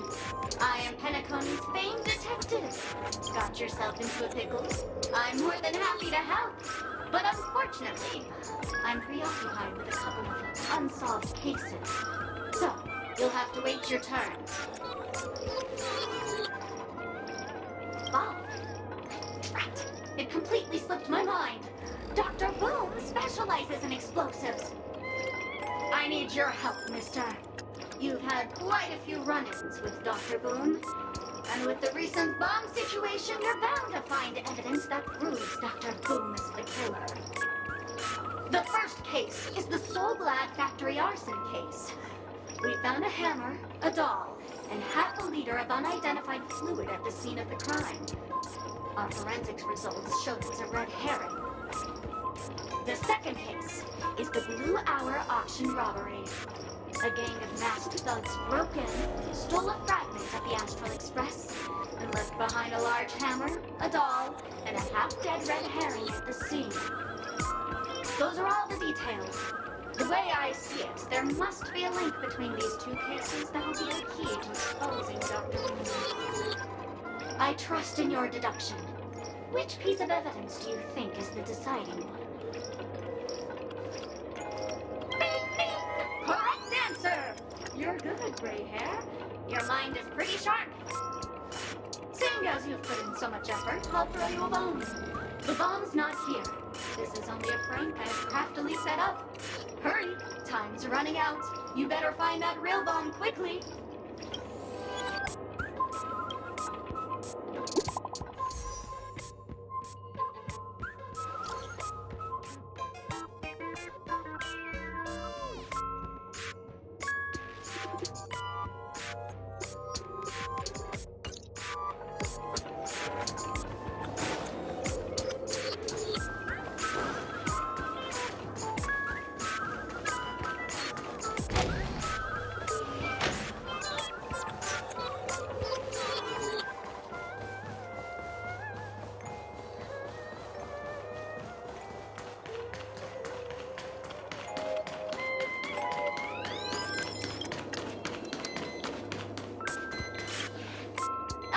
The laughter!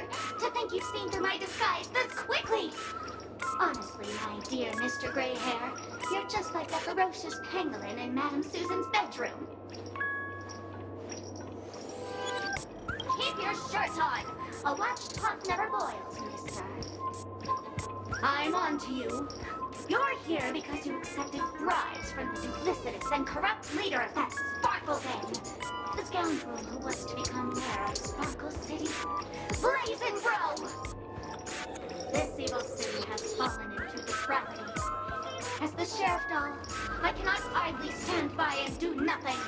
And now, only this imaginary neutron bomb can completely cleanse Sparkle City of your ilk. If you wish to defeat me, you'll have to face off against the Great Sparkle's dogs. They're my fiercely loyal companions, and you'll never defeat them.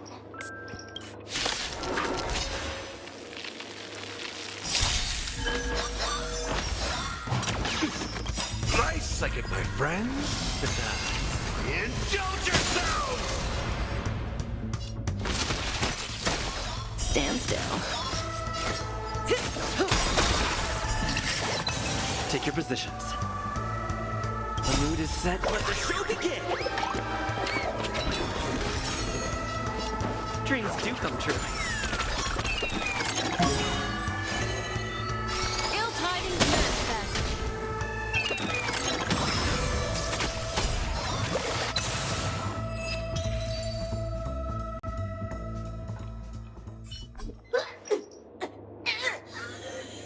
To think I was defeated by the despicable underling of Blazing Bro. You'll never get away with this. Because I'm just an adorable doll. Not some imaginary neutron bomb.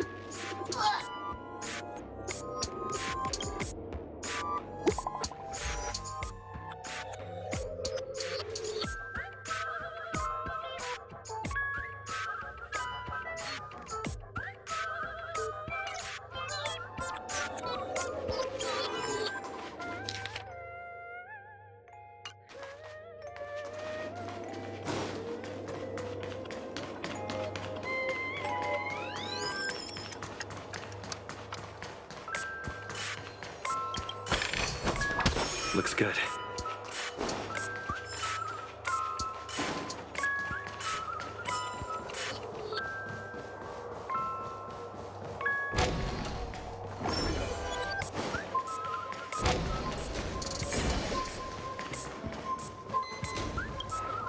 Hello, lovely actor.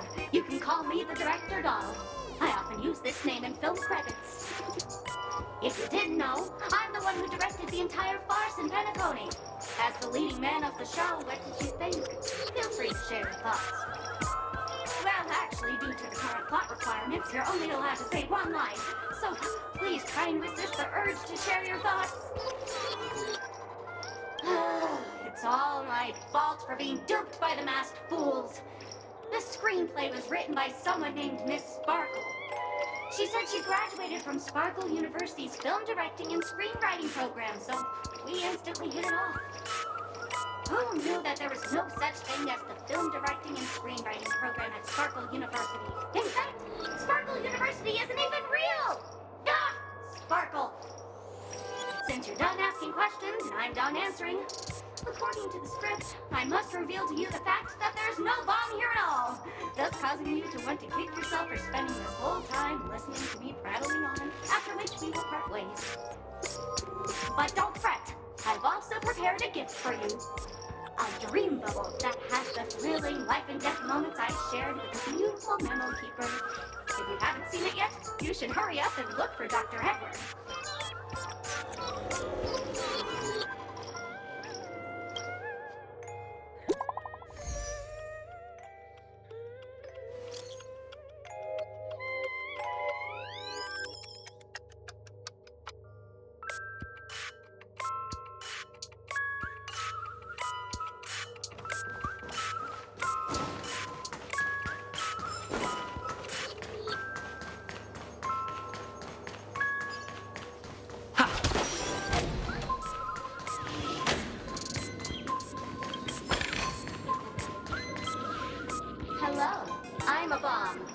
There's still some time before I explode, so you can take a look around first. Diffuse? No problem. Executing self-diffusing program. This won't take long. Now playing Never Give Up, Never Surrender by the trending superstar Ash Rickley from the Epsilon 12 system. Oh, hang on. Penecony's family have not purchased the rights to this song. We can't play it here. How about this? I'll recite it for you. Next up, please enjoy a recital of Never Give Up, Never Surrender. Oh, aha! If you ask me how I feel about you, don't tell me that you pretend not to see. They will never give you up, never make you sad. They will never give you up, never make you cry. They will never say goodbye to you, never tell lies to hurt you. Praise, aha!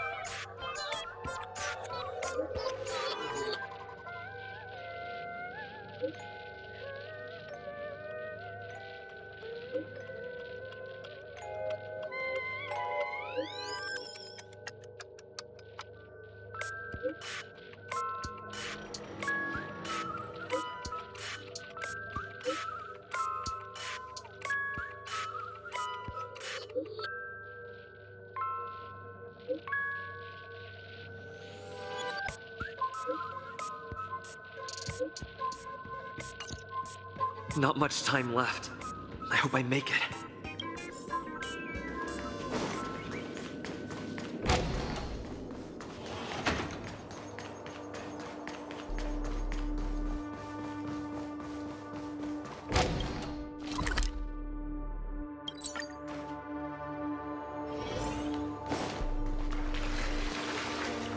Minutes, 46 seconds. 28 minutes, 45 seconds. You're here! The masked fools? Huh. So this really was their doing. Since you're here, I'll just keep it short. Just over half an hour ago, I received a message from an unknown sender and rushed here as soon as I could.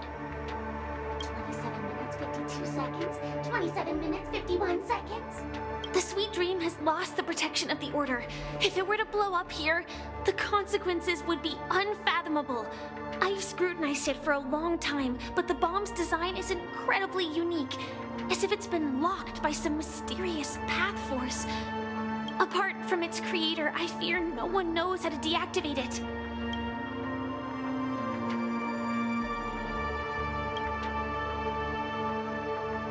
You mean the Watchmaker's guests? That's a pity. Based on my experience, I don't think any of them can turn the tide on this situation. The Memo Keeper may be able to teleport the bomb to a deserted location, but I have found a note inside the doll.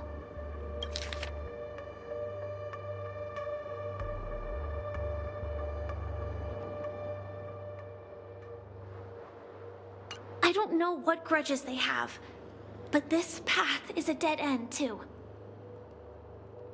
That's probably not possible.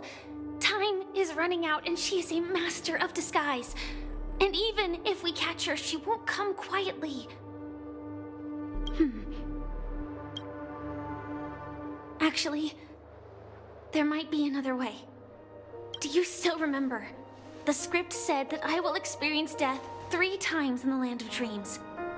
I think this moment heralds the 3rd time.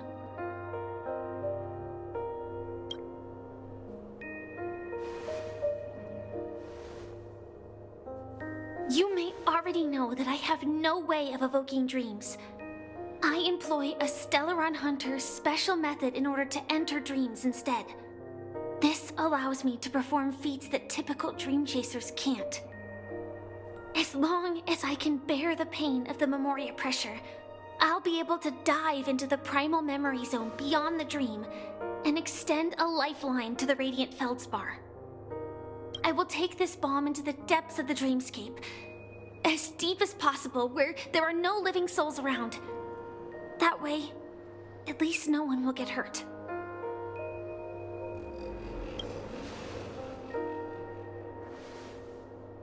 Don't worry.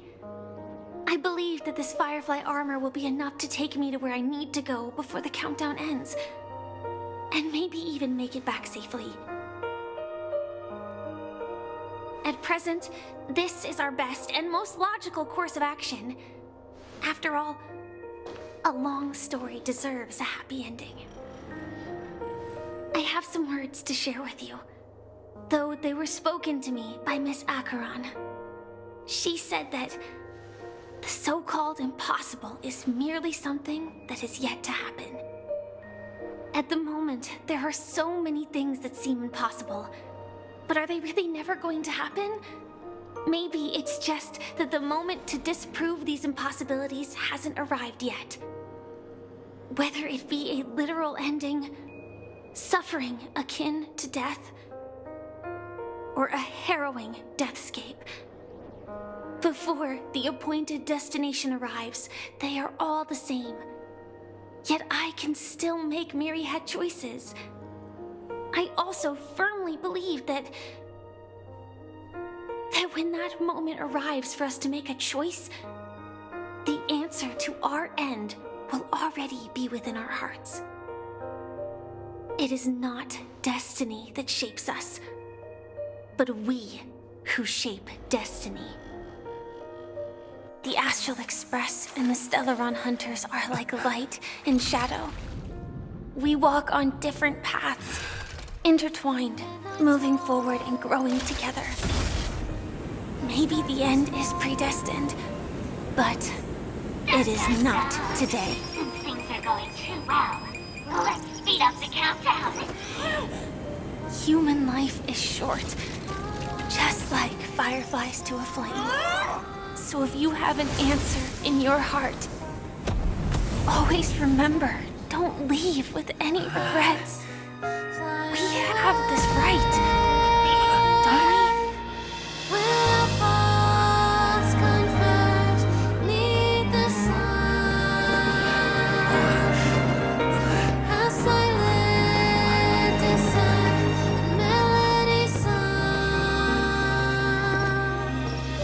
Since you care so much about other people's safety, why don't you go take a closer look?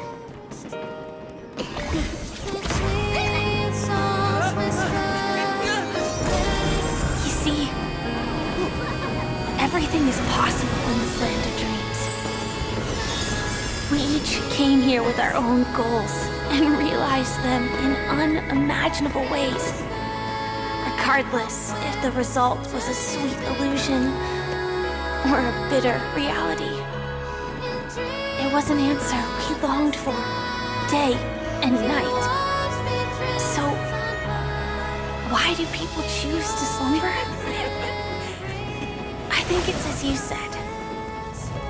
Because in the end, we will wake up from our dreams.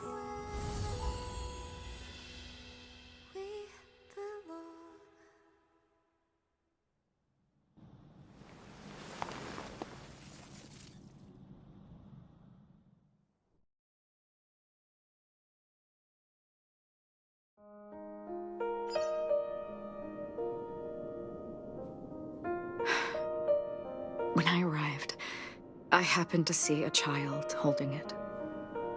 He said the flowers were prepared by Aunt Jessie for the watchmaker and the war comrade he'd missed his whole life. Mikhail would place 2 bunches of flowers here year after year.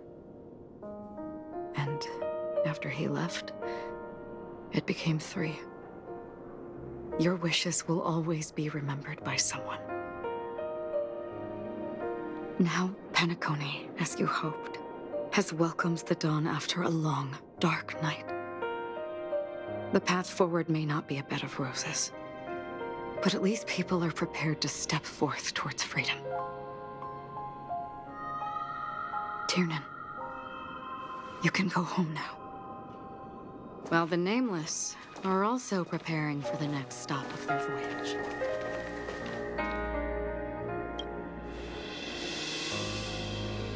But before leaving, we still have one last thing to do.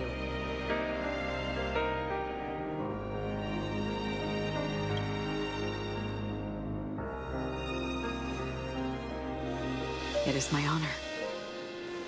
I've said many goodbyes. Yet I am glad that this is the first time I speak these words with a smile. But before leaving, I'm sure you all have plenty to say to the Nameless of the past. A fitting end to the tale of the departed. One could not ask for a better farewell.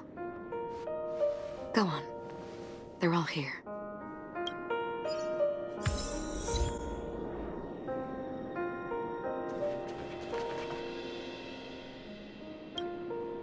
Honestly, when I heard the conductor's request, I was pretty surprised.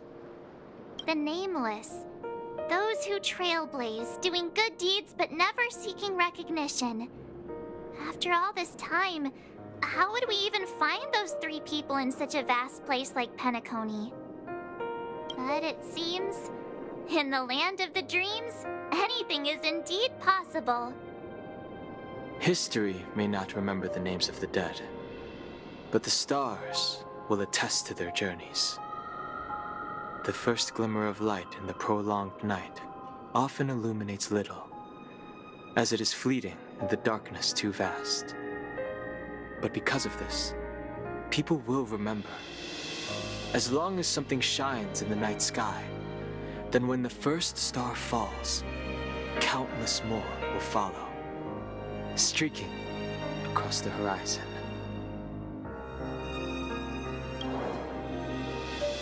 Brooklyn Tiernan, Rosalina Jane Estella, we raise a toast to you, trailblazers of the Silver Rail. A toast to history that no longer remains silent. The passionate and courageous pursuit, and a voyage that traverses the stars.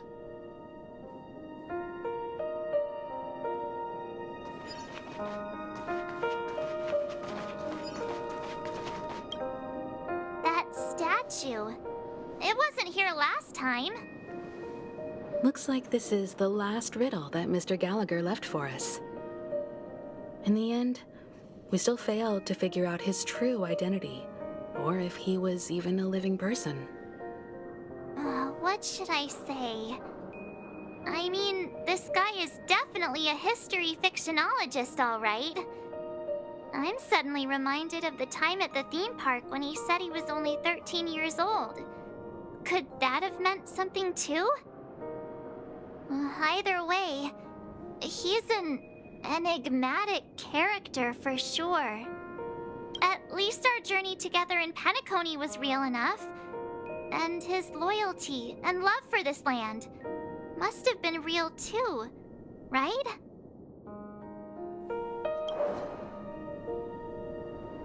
Gallagher, we raise a toast to you, the slumbering hound. To the festival's invitation, to all lies and the singular truth.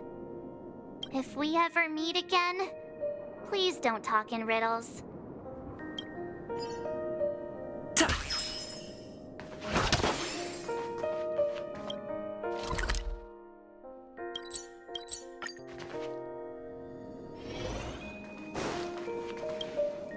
Is the Astro Express ready to depart Penecony?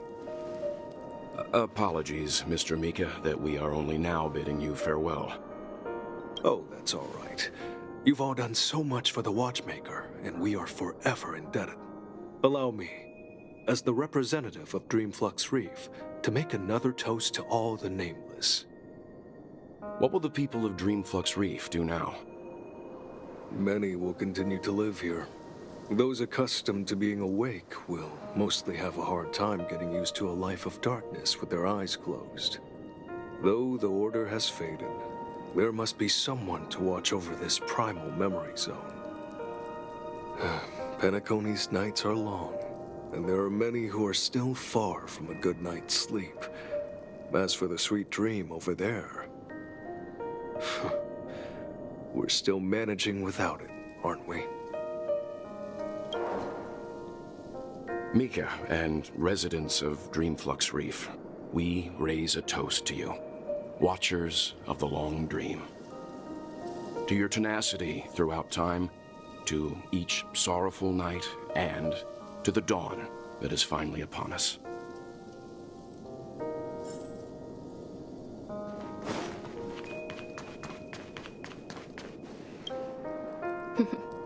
In the end, we still came full circle. This trailblazing expedition started from the moment you and a bellboy ran into each other. After going on a journey of many twists and turns, they still ended up where they started. Just like a clock's hands that turn round and round, the start and end of each day will always land on 12 o'clock, the advent of time moving forward. There shouldn't be much left to say. This entire adventure started because of you, and should naturally end with you. And then, a new page will be turned. Mikhail Char Legwork, we raise a toast to you, Watchmaker of the Land of the Dreams, Nameless of the Astral Express.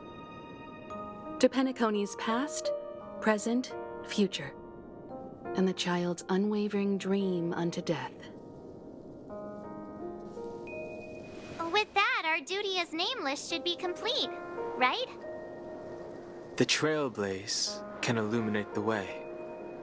But ultimately, the future of a world belongs to those who live in it.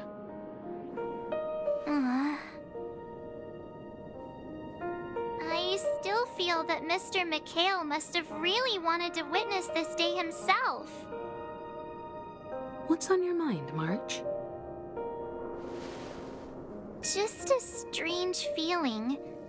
I had it a few stops ago, but it's super strong this time.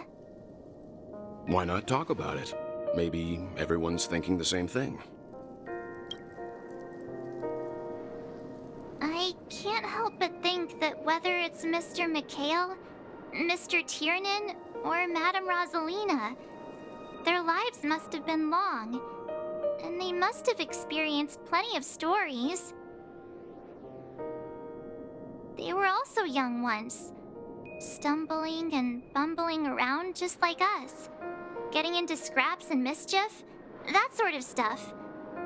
Companions, enemies, journeys, adventures, all the sad and happy memories. The everyday that we're used to, they've lived through them too.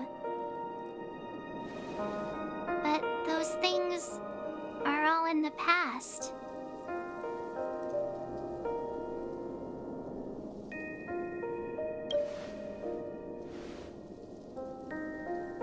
know.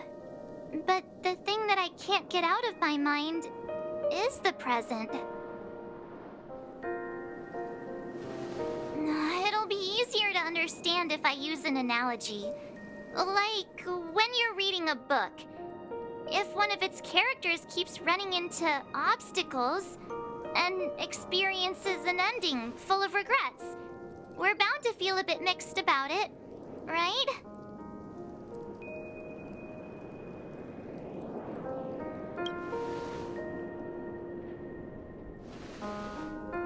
To me, it's because we've seen every nook and cranny of their lives. We see these people as special. So, even if there are parts of it that aren't really realistic nor logical, we still hope that their story gets a good ending when it comes. But what if they and we aren't really that special? When Mr. McHale sat in this chair, waiting for the Astral Express to arrive every day, what was he thinking? And if, at the end of his life, he could still firmly say he had no regrets, then what is this regret we feel in our hearts right now? I think each and every one of us is searching for the answer to this very question. The universe is vast, and our lives are but specks. The Trailblaze never ends, but against the backdrop of the cosmos, the average person's lifelong journey is merely a short stretch. But it is in this minuscule distance that paths cross and countless worlds connect. The universe may not remember every person who leaves a tie along the silver rail, but we will.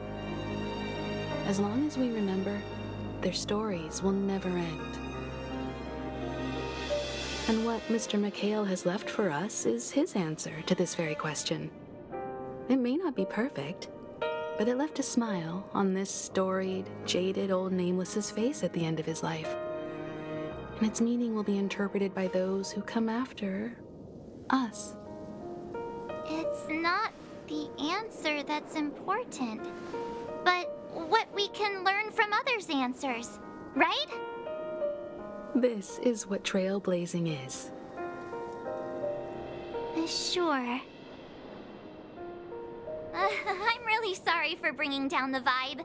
Quick, Don Hung, tell us a dad joke to lighten the mood.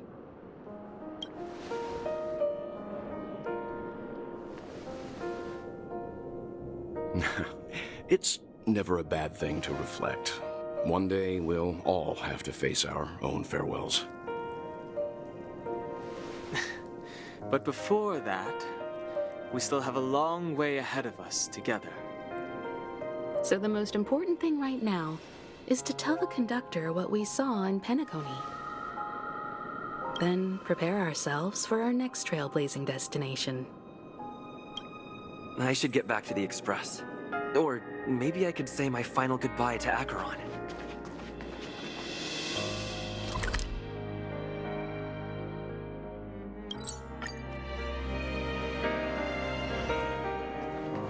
This trash can is perfect for me.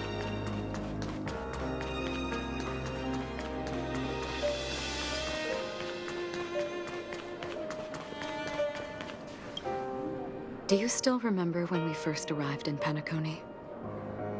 Who would have thought our paths would cross in such a way? The ocean of stars is vast, and given our destinations, I'm afraid our paths may not cross again. But the trailblazing expedition ahead is always full of unknowns, and my blade is sharp enough to sever fate. As long as we maintain our original resolve, I believe there will come a day where we will meet again. We both still have our own paths to walk. So let's forge ahead.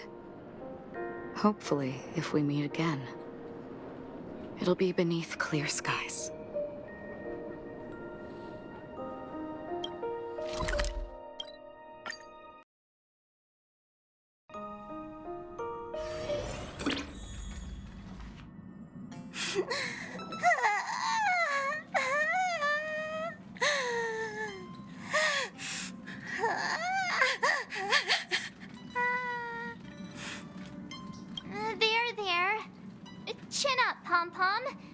don't be sad. Don't cry. Wow. Your method of consolation is truly unsophisticated. Still better than just standing there like a scarecrow. Oh, hey, you're finally back. We told Pom Pom all about our adventure, and they suddenly started crying. I've never seen Pom Pom so sad before. The conductor never cries. Pom Pom is never sad. Pom Pom is just angry. Yeah, angry. No matter where the express stops, you lot always manage to cause chaos. My well-thought-out timetable completely ignored. If you carry on like this, the express is gonna run out of fuel. That's right. Pom-Pom is just angry. It's not because of Misha, Tiernan, Rosalina, and the rest. It's okay. Oh, Pom Pom, just let it all out. Everyone, could you all take a break in the next car? Don't worry. I'll stay here with Pom Pom. But... Let's go, March.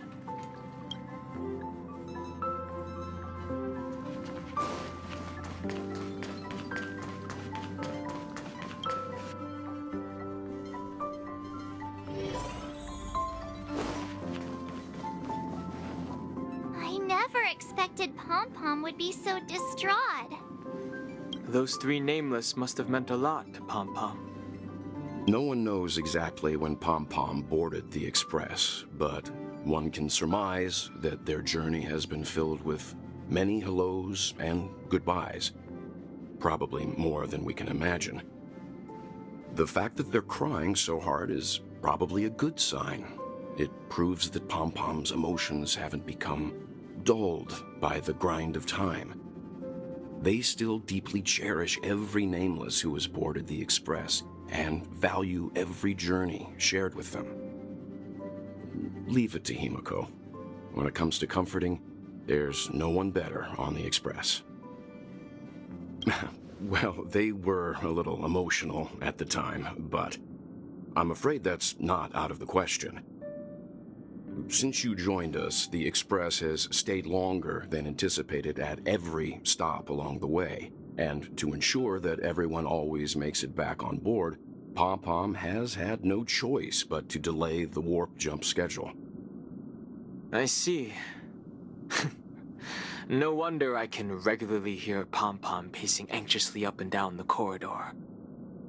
Turns out Pom Pom's been silently putting in a lot of work for us.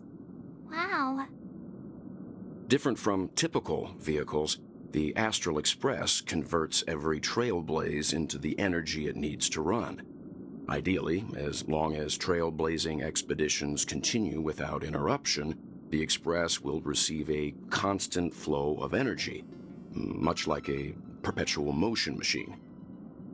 But, because of our previous encounters, fuel is being used up much faster than expected.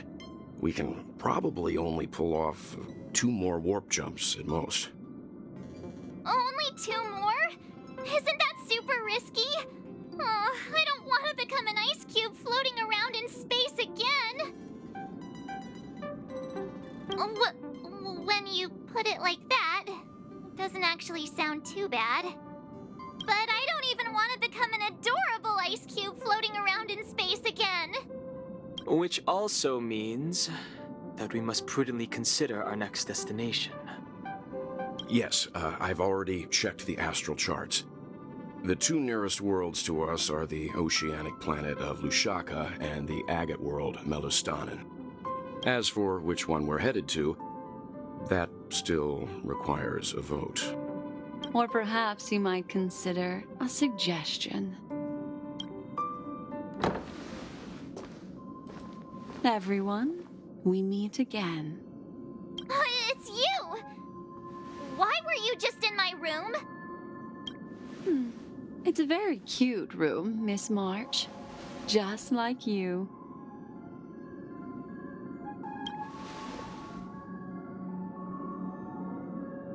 Memo Keeper, let's put aside how you managed to sneak past everyone and board the Express for now.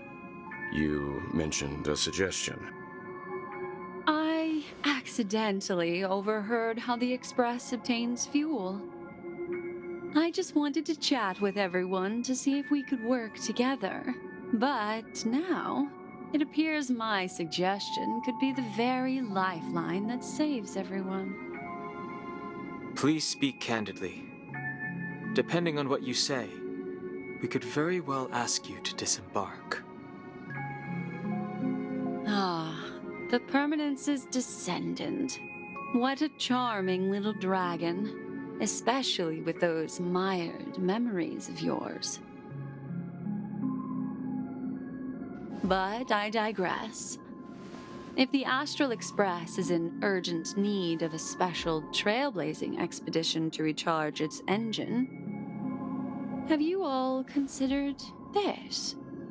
Perhaps your destination could be a world that even the renowned Akivili never reached.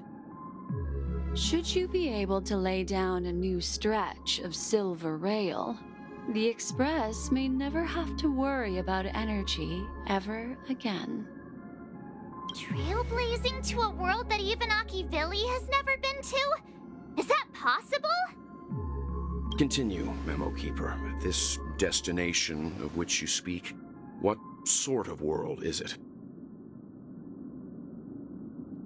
A world that many across the universe don't even know exists. A world hidden away from outside observation. Its presence only revealed by the light from the mirror of the Garden of Recollection.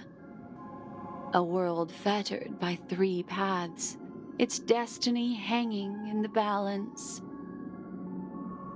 The Eternal Land, Amphorius.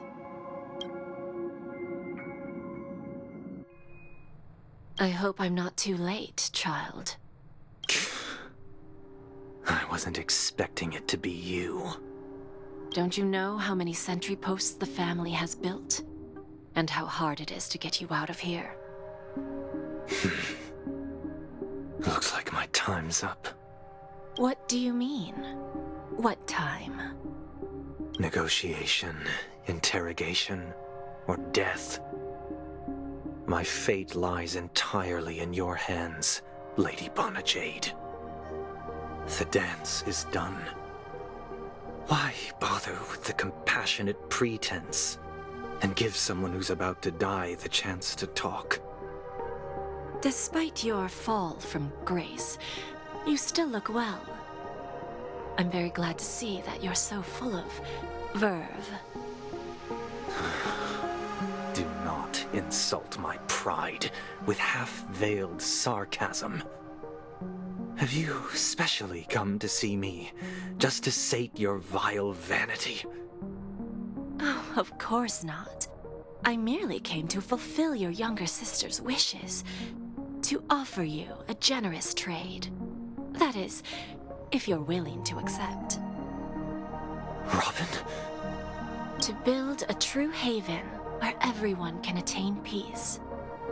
That's the oath between you siblings, isn't it? If I told you there was still a chance to realize this vow, would you be willing to talk to me then? I recognize the gravity of this question, which is why you don't have to answer me right now. Go now. You are free, O Chosen One, who dare to exceed his bounds, sever your wings, descend to the mortal realm, and walk their lands. See what this world is truly like. I will not accept your charity. As I mentioned earlier, it's a trade, and you don't have to give me an answer right now. Rewards are not reaped in a day, and if there's one thing I'm best at, it's waiting. The sweet dream still continues, and the night is still long. You have plenty of time to contemplate your answer. A word of advice for you before we part ways. A word of warning from someone who's been in your shoes before. Life is too short to miss out on golden opportunities.